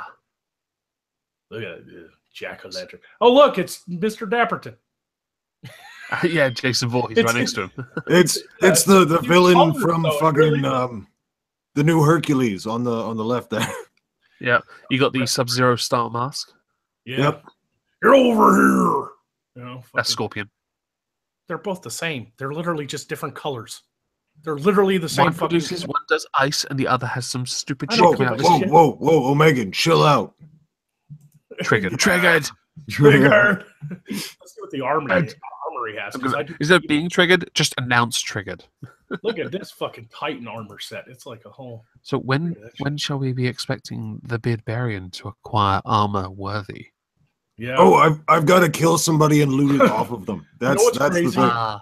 Because this shit is like brushed steel and brushed bronze, painted silicon. It's more expensive than actual armor. Yep. Like you can go to a LARPing website and get fucking an actual suit of armor for like $750. This is more expensive because it's fucking silicon. You know. Yep. It looks prettier, but it's lighter weight and it's less hot though. You know, display form, so you can have a display head to put your mask on when you're not using it. There you go. What are those at the bottom? Immortal babies. Oh my god! I need like 12 of these, and I will fire them out of a slingshot. Oh god! Imagine taking that into a school and be like, "This is what babies look like when they're first born." Right. Off having kids. See if I can just grease them up with molasses and fire them out of a catapult and watch people scream. Oh my god! Shattered FX, I think, is a pretty good. I think I've seen Shattered FX masks. Oh yeah, I've seen theirs too. They do some cool shit. Oh, that Pennywise one looks good. Yeah, it doesn't look too bad. Yeah, I've been telling my friend Satirician, who has a plague doctor skeptic clone avatar, that he should actually get a mask. I think he has one, and do some on-camera stuff with a green screen. Yeah. Get a fucking plague doctor mask. They're actually pretty cheap. The horrordome.com real flesh masks. Now I've heard of them. These are the guys that make like the stuff that actually looks like they do people. Like look at this. The Gramps. Realistic Mask the Soldier. You know? Like damn. Yeah, the fat man mask. Right, look at this. This is like real human stuff. Obviously, look, Fred Krueger. That's a good Freddy Krueger right there. That's a good Krueger. But yeah, could you tits up? Just got your stream canceled. My bad. Oh yeah. The vampire looks wicked. Look at that. The lizard demon looks good. Look at that. That's fucking cool. Let's see what it looks like. Nice. Get some full lens contact lenses. Look at that. That's creepy, man.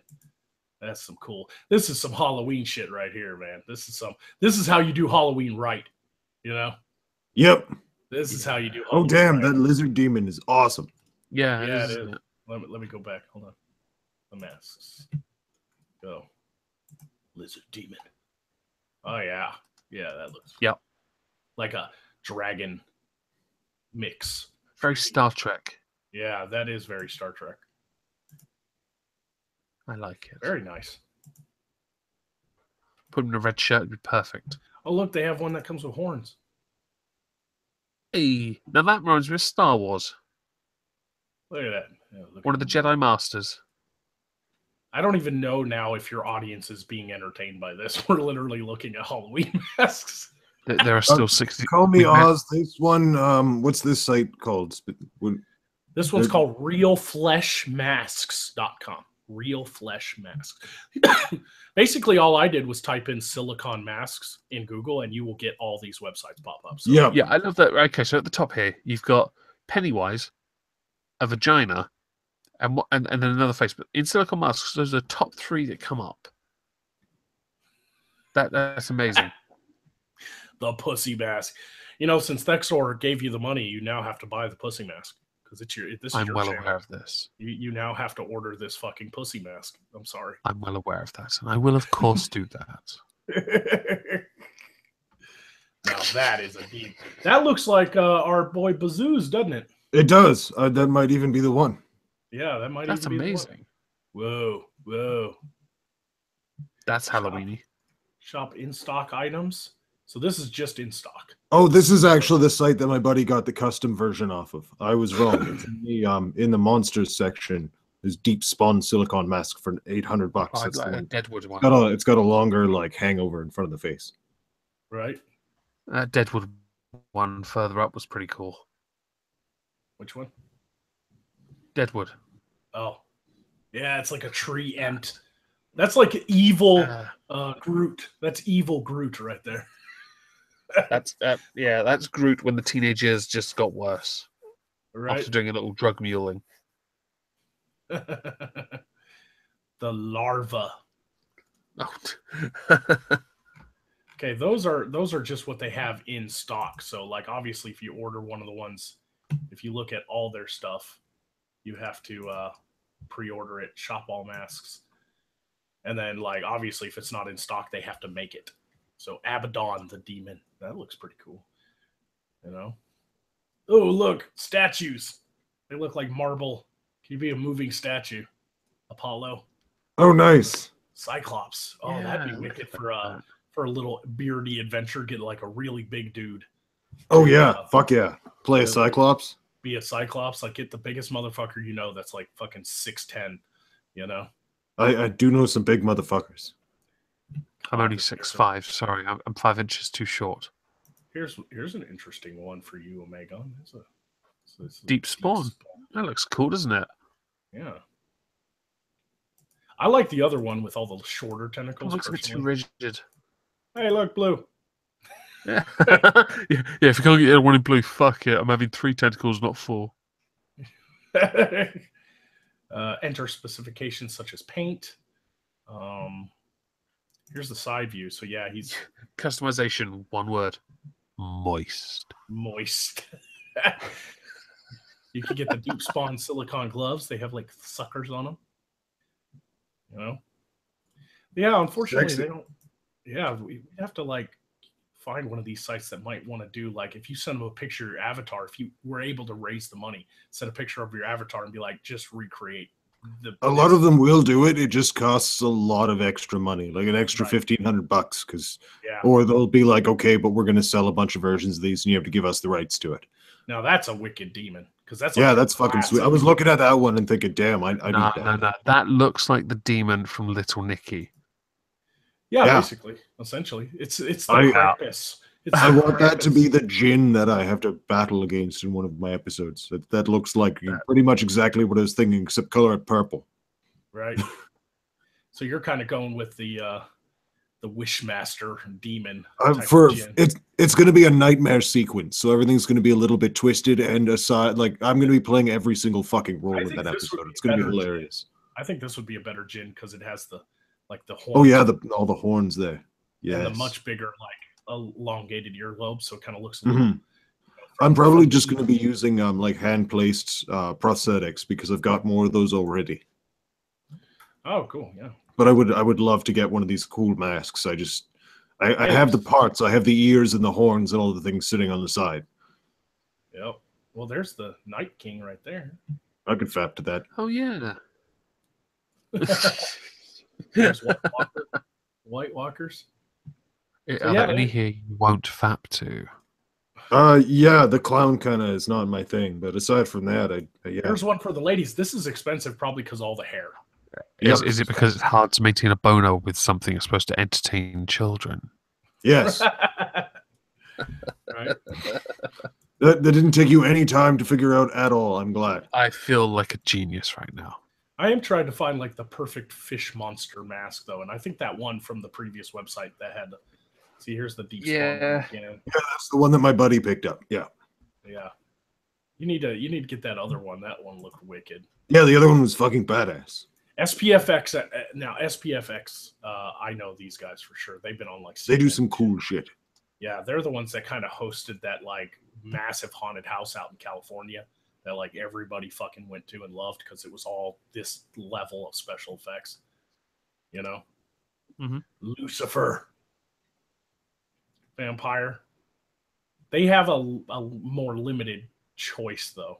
Honestly, they have the realistic masks and monster masks. So anyway, yeah, everybody check that out. I'm gonna stop sharing now. So I'll stop presenting you then. That's good. Yeah, that was good. I ate some pudding. We looked at some cool masks. Yeah. Yeah. Yep, that's some interesting shit right there though. Like I think if I started increasing my production time and started doing way more shows, I can be more than just Magog with those types of masks and special effects and stuff. Yeah. That'd be great. Thing is, I want people to start doing that. I know it's a much larger budget. It's so worth it though.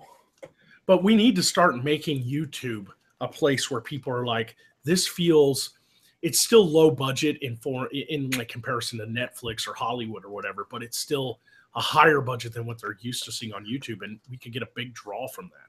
And it's just like these people are actually really trying. It gets that like a lot of people said my opening title for SideQuest just reminded them so much of like the 90s like Hercules and Xena shows. Yeah, you know, it is pretty cool. Yeah. Yeah, it's kind of like that retro, nostalgic feel to it because it's not quite high budget enough to maybe compare to Hollywood, but it's high enough on YouTube to be like, holy crap, this guy really put something together, and I think that's what we need to start doing. Hell yeah. And here, as speaking of the devil, Free Press Keckstand's in the chat. What's up, buddy? Oh, hey, motherfucker. I need to talk to you, man. I was going to give you a holler tonight. Sup.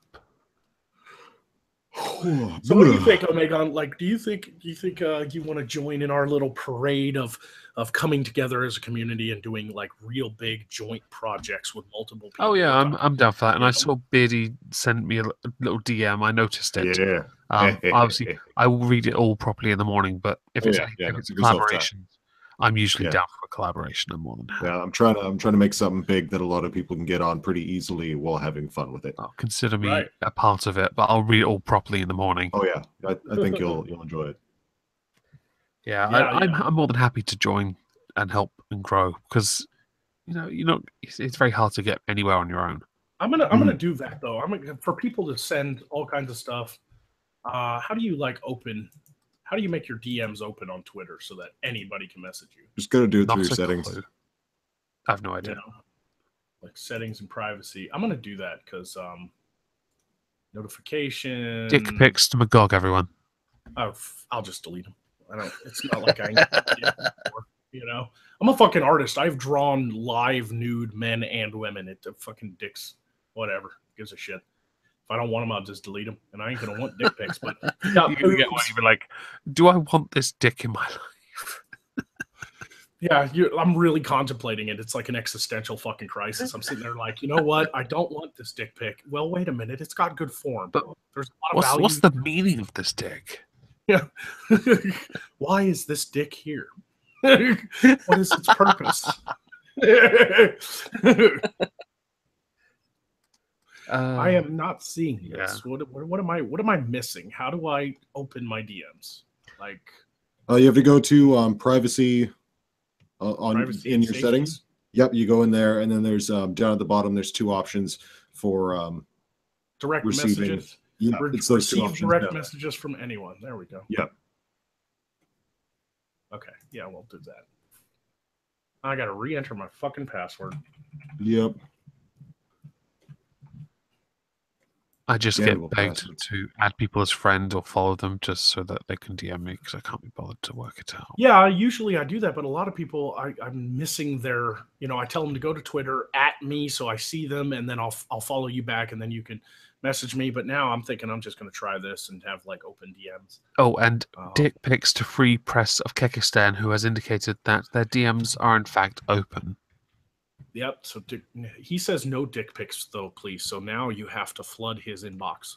Yeah. With twice as many dick pics. With the peni. I call it peni. It's plural for penis because I don't like penises. So I say peni. You have to say multiple peni. He wants some throbbing cocks in his DMs. Send them to Free Press of Kekistan. Some throbbing man sausage.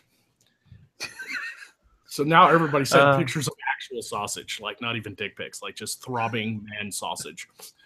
Just pictures of some really fat guys rocking out with their cocks out, chilling out with their drills out. The usual. Right, exactly. I'm just going to hang myself now before I get sent those as well.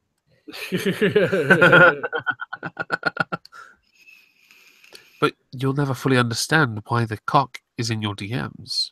Right? You have to contemplate the existence of the Usually cock. I just let Mrs. Beardy save them, and then she sends them to people who send her dick pics. Oh, sweet. It's a dick chainmail. Yeah, exactly. Like if anybody sends her boobs, she gives them to me. If I get dicks, I give them to her, and then we just send them back out into the world. It's like trading Pokemon cards. It is. It is. Just don't give me Charizard, okay? Gotta catch 'em all. Gotta catch 'em all. Penis chew, I choose you. Penis chew? I don't know. I just made Use that up. Thundercock. Yeah, I just made that up on the. No, that's what he evolves into. Penis chew turns into Thundercock. Thundercock turns into what's a good next step? Cock of Valhalla or something.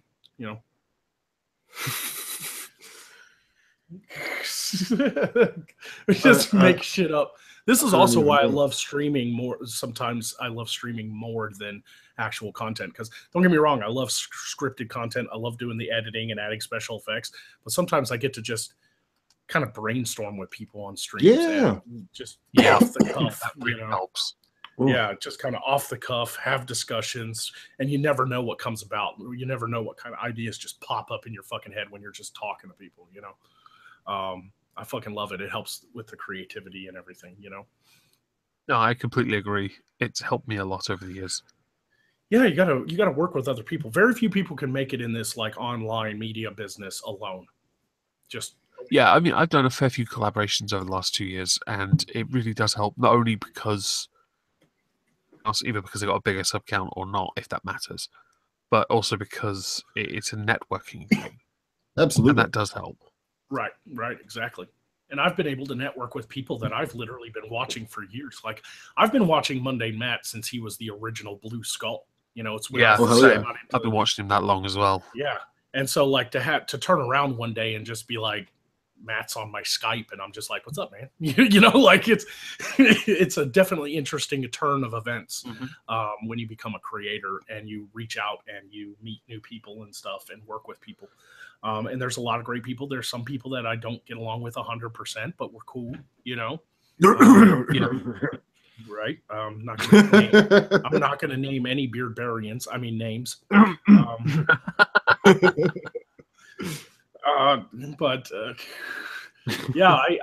It started with side quests, this idea of streaming at least once a week and just seeing how it goes. It started with side quests, and now it's become this thing where it's like I can do streams all week and then on the weekends do content, and I think everybody would be happy. Yeah. So it also keeps your channel active and busy, which is also good. Right. Yeah. And everybody gets content, and as long as like people who stream every day, it hasn't worked out for them because it's essentially the same stream every day. Yeah, they've got to either change it up or make it topical. You've got to or mix it up to keep it fresh. Yeah, they really. And so my idea is to actually do streams every day, but with different co-hosts that all have these crazy get-ups. So that every time, so like Monday I have side quests. Wednesday I can do I can do like a creature feature thing where I can get people like Bazoos and Rummug the Orc on, and they have these full like get-ups and like masks and makeup and shit. And then I can do my Saturday night stream with Medusa, and she's got her, you know, fangs in and her contact lenses, and she does this whole Gorgon, you know, queen thing. And I'm gonna have a Friday night stream on a wholly separate channel where I can just be myself, not Magog, out of character. But that's just going to be once a week with just some friends, you know, people who do like to see me out of character and get to know me. Yeah, pop over there, you know.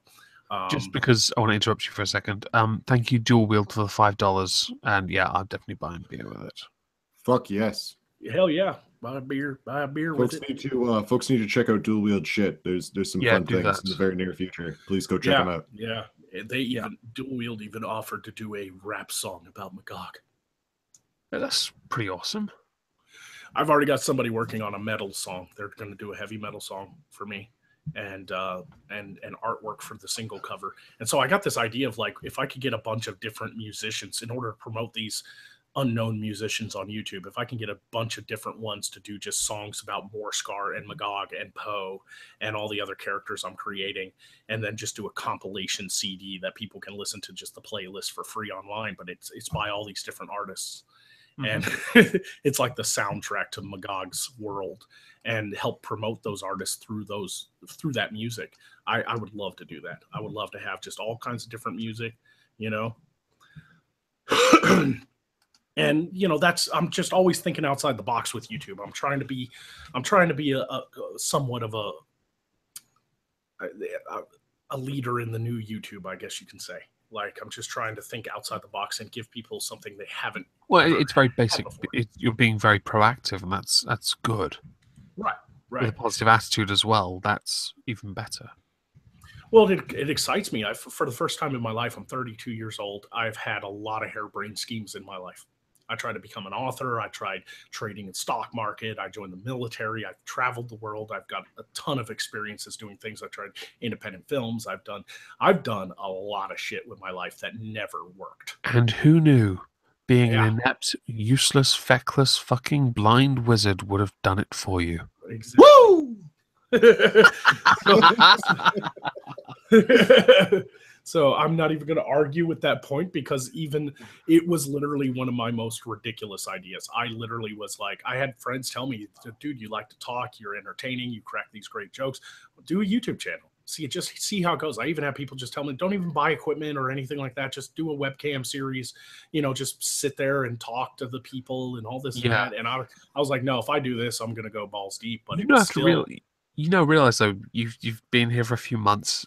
Now you look at what you do compared to others, and where others have gone, for example, a lot dropping off, and there you are in, quite frankly, one of the most original, you know, ways of presenting. Yeah, I think that surprised me, because ultimately I was just goofing off. I was like, if I'm going to do this, I'm going to do it my way. And because I love independent films and I love creativity and art, I just settled on an idea. And there was a lot of other ideas before I settled on Magog. You know, I had a pirate theme thing I was going to try. Maybe I could get like a fucking pirate outfit and be this crazy captain or something and build like a be plunder in your butthole. Yeah. Pirates are awesome. You know, I love me booty. You know, and I had all kinds of stuff. I had a Viking character where I was going to have like this big shield and the horns on the helmet and everything. I had a beard and everything I was going to plan out. Like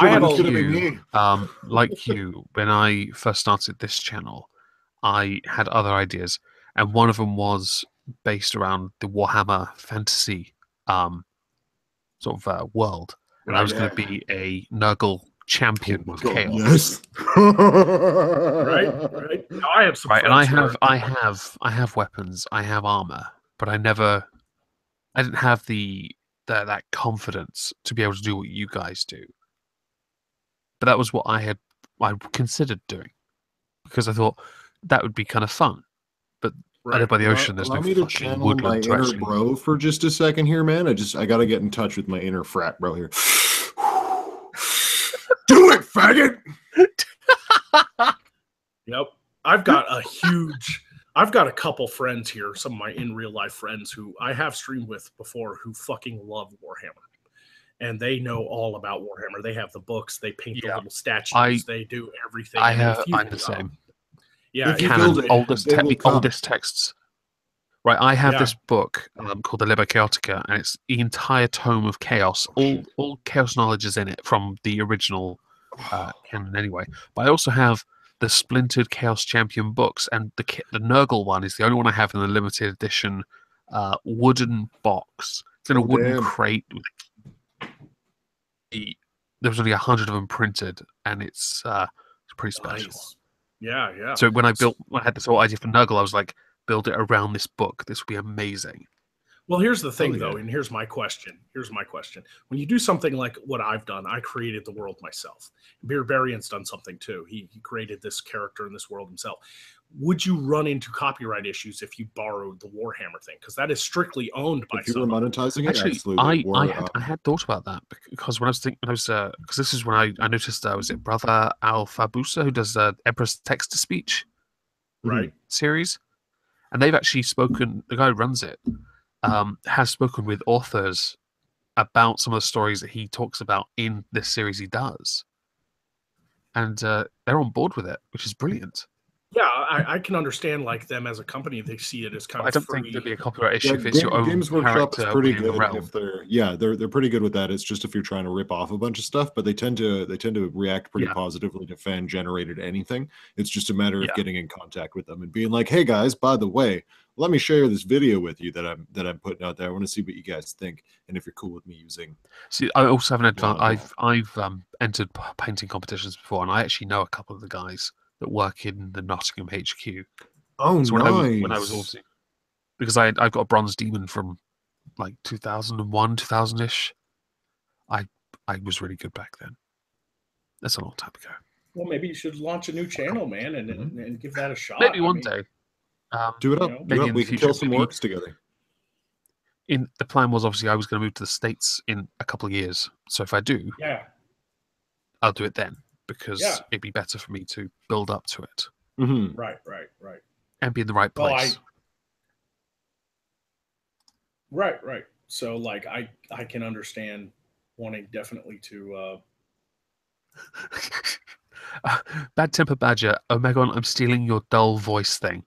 Thank you. Someone had to take it from me. Now you can be entertaining. And zany, like a 90s radio host. Yay! it really is about, in my opinion, leading the way and inspiring people to go really far outside of the normal way of thinking of YouTube, where it's just like cartoon avatars and talking politics. It can be also really entertaining skits, short films, these full costume get-ups, doing live streams. This stuff is what I wanted YouTube to be years ago. And I never really got it. It's taking its time to get there because a lot of the cartoon avatars have dropped off. Yep, a lot of them have just vanished, and that sucks. But at the same time, it's actually good as well because it either pushes people to improve or it leaves people like me who get to bore everyone, which is brilliant. right. And I know that there's a lot of. I spent the majority of my most recent video that I put out this morning laughing. I was just laughing because I recorded it. Sorry, go on. I said that's when you know you've done it. Like when you can make yourself laugh, even though you're the one who wrote it. What I did was last night, I found an article and then realized there was a video to accompany it. And just recorded for me just talking. I did not script this video at all. And I just laugh because this woman, she's a white German former air hostess model who now believes she's black because she turned her tanning booth up too high from orange to dark roast and gets melanin injections. This is not like falling into a vat of chemicals in the comic books and fucking turn into a superhero, okay? You don't get to just tan yourself and be like, I turned black. She thinks she's 80% black, but says she has more to learn. But when she said she has more to learn, I swear she puts on a Jamaican voice. I swear. But I still have more to learn. Yes, man. Fucking... Oh, amazing. Another But Rachel doll as well. Beautiful. I know that this is also, and this is something people have to understand, and I know it's going to some people especially in this side of the YouTube counterculture movement, it probably sounds kind of too bad or whatever, but I'm 100% an American capitalist. And honestly, I love this. I love the people. I love my audience. I love my patrons. I love the people I work with and collab with. This is something I so enjoy doing. I want to make this my career. But in order to do that, I also have to make money. And so this is a business to me. And that's why I ask for audition tapes. I don't want just somebody being like, hey, I got a costume, have me on the show one night. No, let me see what you have to offer. Let me see if it's up to the level. See your skills, son. Because I have had similar. I can kind of relate with people asking me if I'd put a video of theirs on my channel. And I'm very apprehensive most of the time about just simply putting a guest spot up. I did once last year around this time for 4 weeks while I dealt with some stuff. Because those people I trusted, I asked them, including Bearing of all people. He made a guest video for me, which is brilliant. Although it was pretty much a shot at my shit audio from back then. Thank you, Bearing. Love you.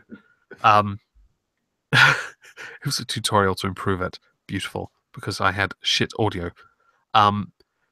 But when I've risked this, and I've had people ask me, and I've put them on my channel eventually, and the feedback has been quite bad, and that is not good for me. If I see this from a business perspective, I have to be able to say no to people if the video is that bad.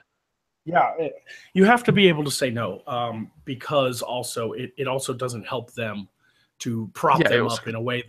That's like hurt me in the long run. That's like parents telling a kid, "Oh, you sing beautifully, and oh my God, you could do anything you want, and you have a great voice." And then they get on American Idol and embarrass themselves. And then they sound like this. Right? And that's when they meet someone like Simon, who just goes, "You are the most awful thing I've ever seen in my life." Yes, you're a hideous the constant person. Positive reinforcement needs to go. Right, and so I had one last year. Someone asked me, and I did say yes, but I wasn't in a very good place then. I was saying yes to her, and I got the video, and it was, oh my God, it was so bad. I put it on my channel because the constant... They basically reminded me continuously that I'd agreed weeks ago, when I wasn't very happy, that I'd put this video on my channel. I'd put it on my channel, and within 6 hours, they asked me to take it down because it had about 150 dislikes to about 20 likes. Right. That's the first and only video I've ever had like that, and it was deleted. No. If you're gonna ask another YouTuber to put your work on their channel, the least you can do is like literally spend a fucking 1,000 hours on it and make it the very best that you can possibly make it. Yeah, that's an amazing opportunity to showcase your shit, make it fucking worth it. Yeah, I didn't even ask. Marty made a video for me, and he asked me if I put it on my channel, and I watched it, and it was brilliant. I was like, yes, that's perfect. Yeah, you have to trust him. He actually put the time into it. This is a business. When I turn somebody down, it's not because I don't like them. It's not a personal attack. This is a business, and we have to separate. Sometimes we have to separate our emotions and our feelings and our personality, with other people and stuff for the sake of business. And I am perfectly willing to help out other YouTubers, do collabs, to have people on the live streams, because collabs are hard for me right now with my schedule. It's hard enough for me to do actual videos because of how much school and homework I have.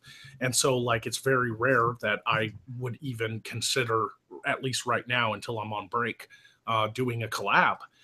So you have to impress me. And I can't just be like, oh, here's a picture of my thing and go to my channel and there's one video up and stuff, and it's like it's nothing insulting, but you got to put in some legwork first.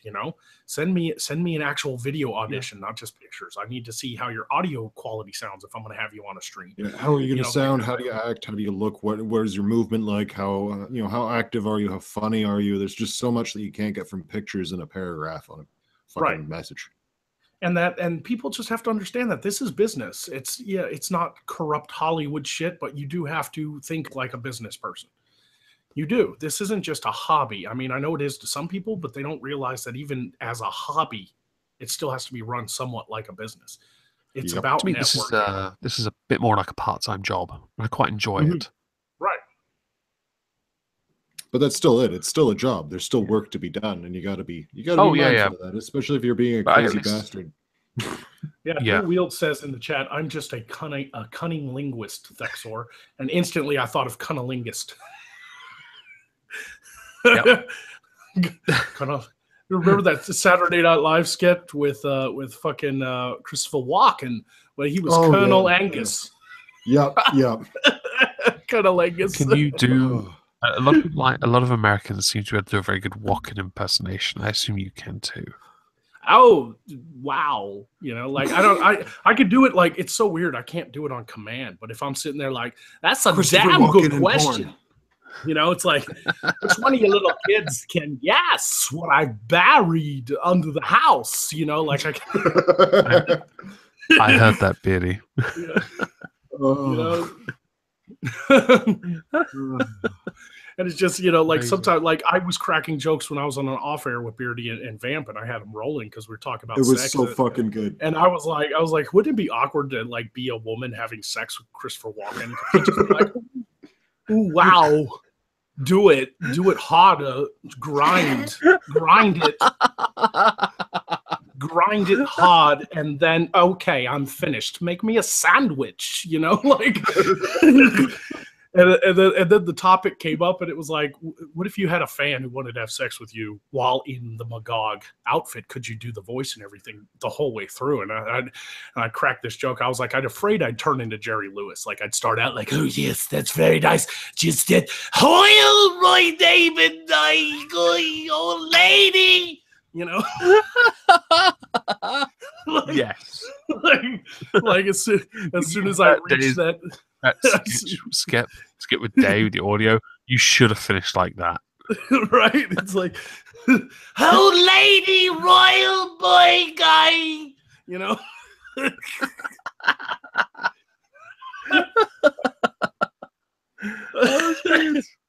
have to go back and listen to this stream now. Oh yes. Oh, very much so. Yeah. People are laughing in the chat, so I'm assuming. It's going over well. Yep. Congratulations. Yeah, you know, potentially unlocked a new dimension to Magog. Right.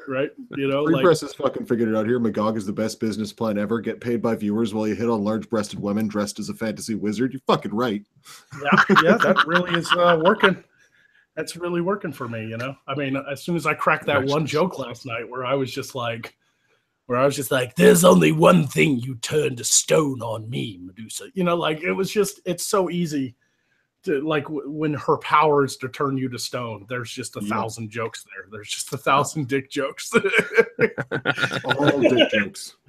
You know, and she's going to build up her character a little bit more. She's going to get contact lenses that turn her eyes into snake eyes. She's got an actual pet snake. She just didn't bring him on the show last night. Snake's pretty cool. That snake is cool. Yeah, he's shedding right now, so she didn't want to touch him. You know, so he can't be on the show. Something really cool with the snake shedding. A snake in a zoo that had it kept shedding, but around one of the eyes it didn't shed the skin. It obviously didn't shed properly, so it had what was the essential equivalent to cataract over one eye. They had to get someone in to get a pair of pliers, tweezers, and pull it off. And it turns out it had shed its skin many times, and it just hadn't come off. It was like it was the shape of a ball. It was brilliant. That is strange. That is very strange. Really weird. Yeah. But it was one of these Australian zoos. And I'd love to work with somebody who can fabricate like animatronics. Like I would love to have something in a cage on the set that I can also do on a live show, and it like moves and shit, like something like baby dragon or something inside of a cage on the set. And it may not necessarily like talk. It may not be one of those characters like Poe is, but I could I'd love to have more in my set that moves. I come from kind of the Jim Henson school of filmmaking where I want just incredible details all over the place. When you watch a movie like The Dark Crystal, everything fucking moves in that movie. There's little things rolling around on the ground. It was the same in Labyrinth. Just everything is moving. There's just all these little things that are just always moving. And that's how I kind of imagined Magog's set being. And it's getting there. I started out with just a bunch of junk from a flea market, but I'm building up to this, this, oh my God. I finally upgraded mine. It's starting to look fucking sweet. Right, right. It's not getting revealed until tomorrow, but goddamn, yeah, upping the ante on the sets is so much fun. I want puppets, but my God, where would I put them? And I don't want it to just be some cheap looking sock puppet. I would love to have something that is actually semi-robotic, where I can have a friend off screen just with a remote control, and it's sitting there and it's making it look around and bob its head. Making it look around, making it spread its wings or whatever. I would love that. I would pay for that. I would do anything to have stuff like that for my set.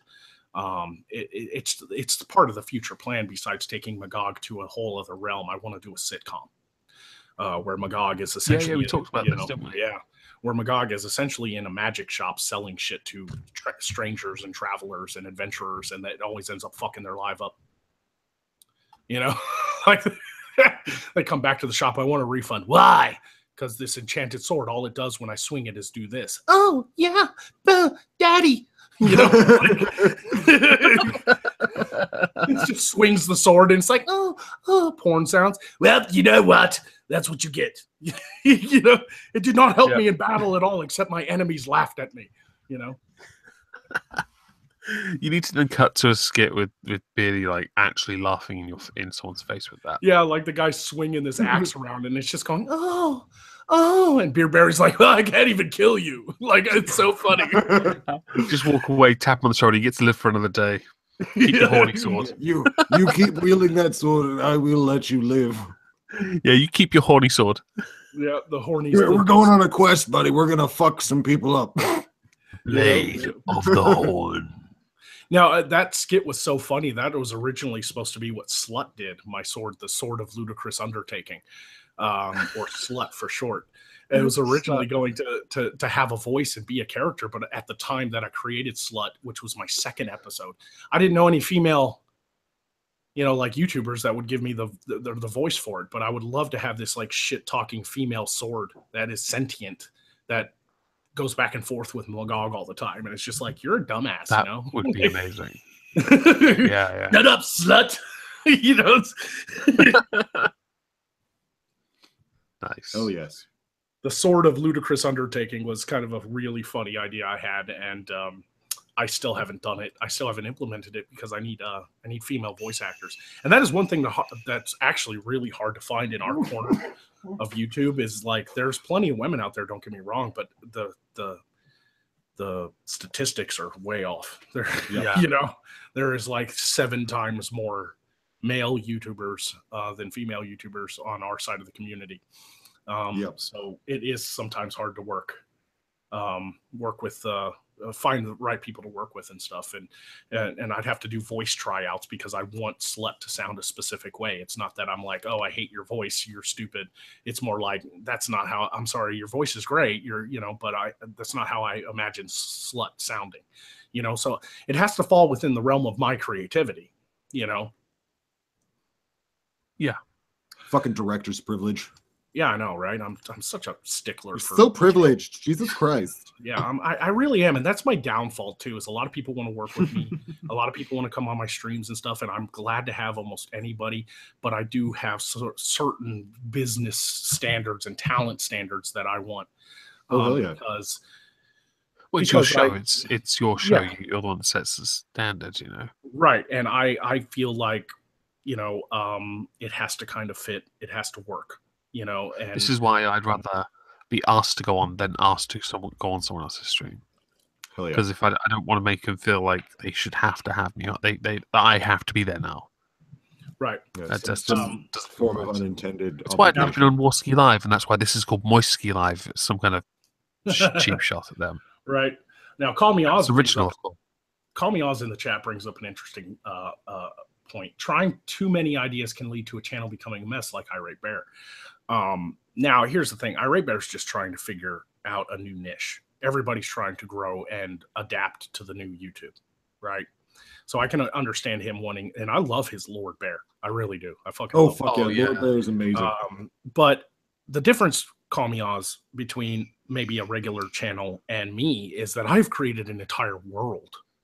Yeah, there's way more to go off of. There's that having that fantasy element gives us way more control. And it's completely out of my own imagination. It's not just Magog. It's an entire like kingdom within a world of kingdoms, and there's so much to play off of that. If I wanted to do 10 different characters on my channel, people would still love it because it would all be based in the realm that I've created, and they would all have their own backstories and purpose for being there and stuff.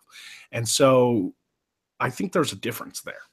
I really do. Now, I can understand where some channels trying too many different things can make a mess. But that's also why, you know, you start other channels too and try to build up on them and stuff and create your own little kind of television network, you know.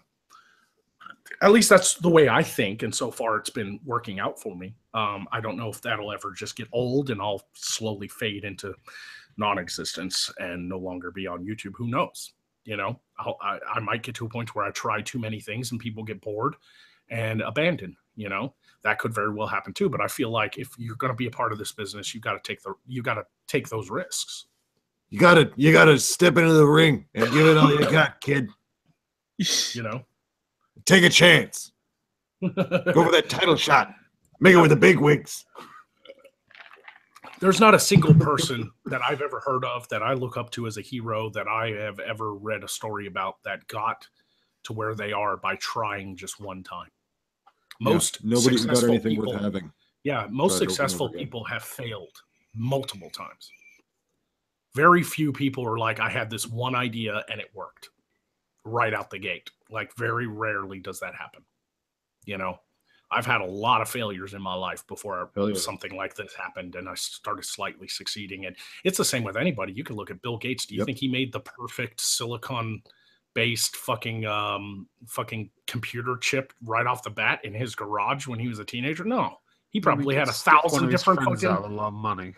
Yeah, you know, like, you know, even Sam Walton, who created Walmart, probably the most successful retail brick and mortar that's ever come into existence. And they are the largest distributor in the world. His first store failed. He had to file bankruptcy. Before he created Walmart, he had Walton's. Oh, I remember fucking Walton's. Yeah. And it was one fucking store in Bentonville, Arkansas that failed completely. And he had to file bankruptcy. You know, and then he created Walmart after that. He picked himself up by his bootstraps and went at it again, you know?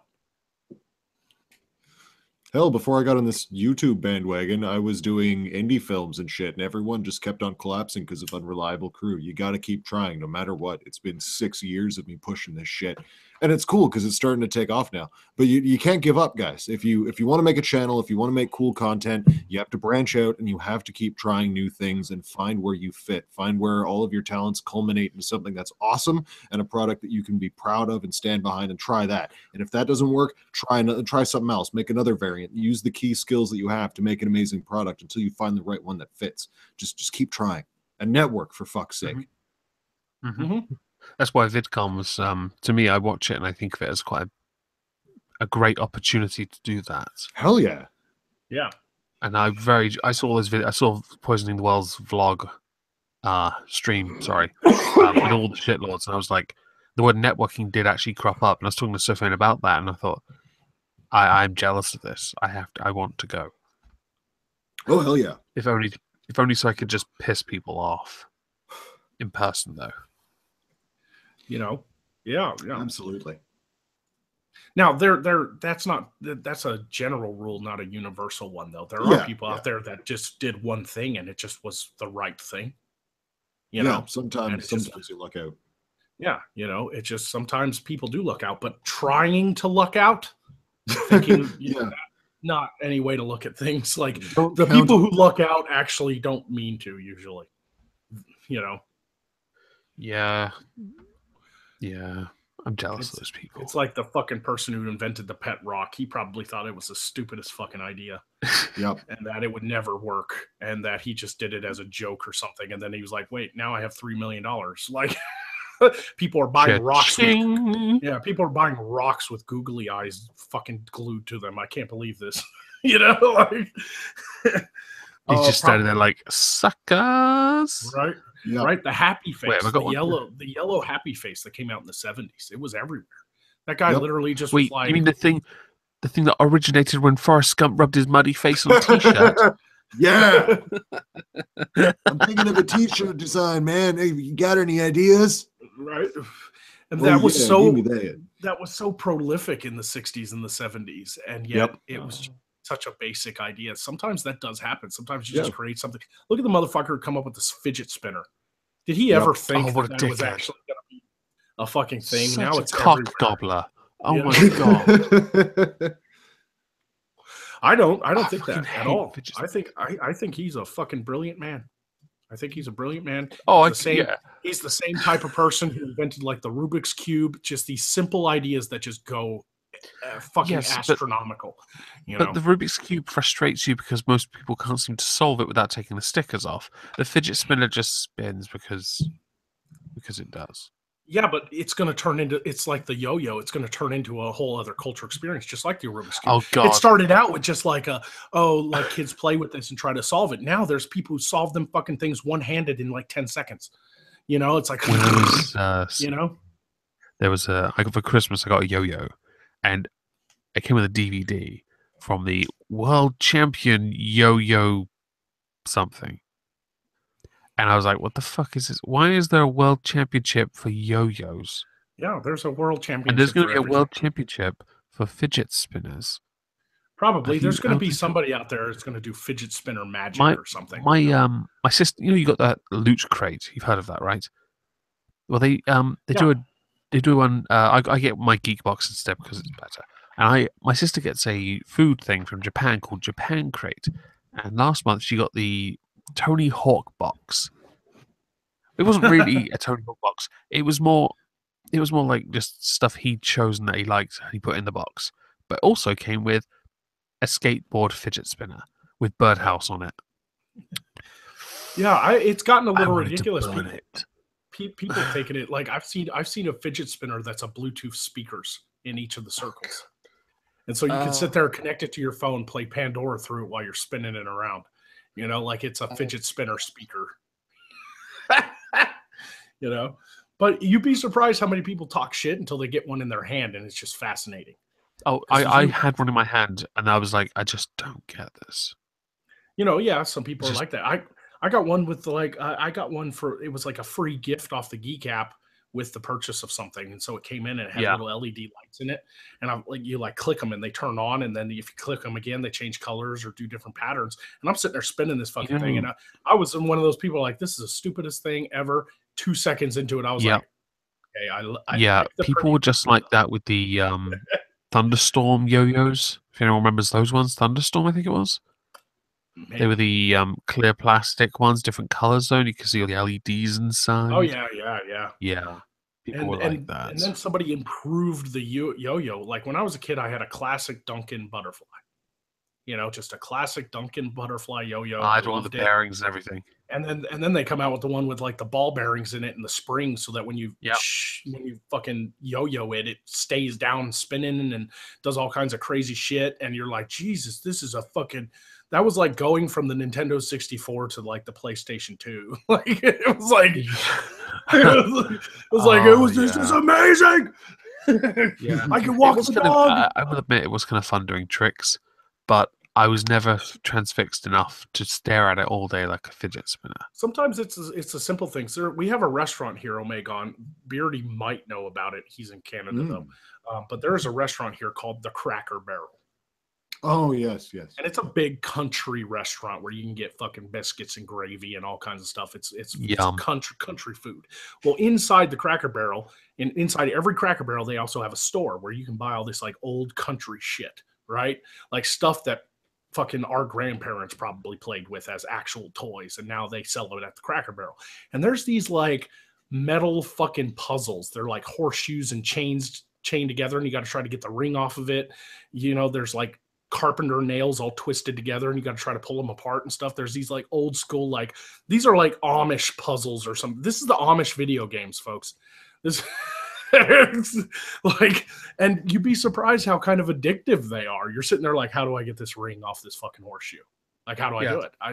There's a trick to this. I know there is, but I don't think I got, you know, and it's just like the fidget spinner. Our minds oftentimes go to those little simple tasks, you know. It helps us kind of forget about the world for a split second, you know. Mm-hmm. So I'm not in the camp of hating fidget spinners. What I hate is the culture that tried to co-opt the fidget spinner idea and be like, this is helping, you know, it turned it into identity politics. This is helping my anxiety. These self-prescribed people, you know, these self-diagnosed motherfuckers were like, I was totally bipolar until I was totally bipolar until I got a fidget spinner. Then you weren't really bipolar. Yeah, you weren't. You weren't. Because I have seen it, when I took psychology, I saw a video, an actual video of somebody with bipolar. Like the doctor was videotaping their sessions and stuff for prosperity, you know, posterity use, you know, and stuff.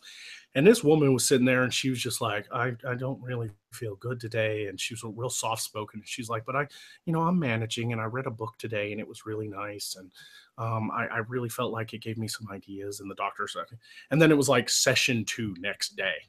And she's bouncing, chewing gum, blowing bubbles with the gum and shit. And she can't stand still. And she's sitting there. She's just like, I really need to do something today, doc. And all this and that. And she's shaking. And you're just like, that's real bipolar.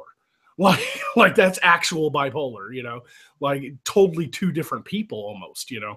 And it's just like, fuck that's so anytime somebody comes out and is like, I suffer from bipolar. Like if you get mad at a video game, you're not bipolar. Okay. You're normal. Yep. You know, like what a fucking nigger. Oh god damn it. You know, like I don't know. I like I said, and good on the guy who invented that. He's a fucking capitalist. He's like, I invented something simple, people got addicted to it, and I made millions of dollars. Good for him. Yeah.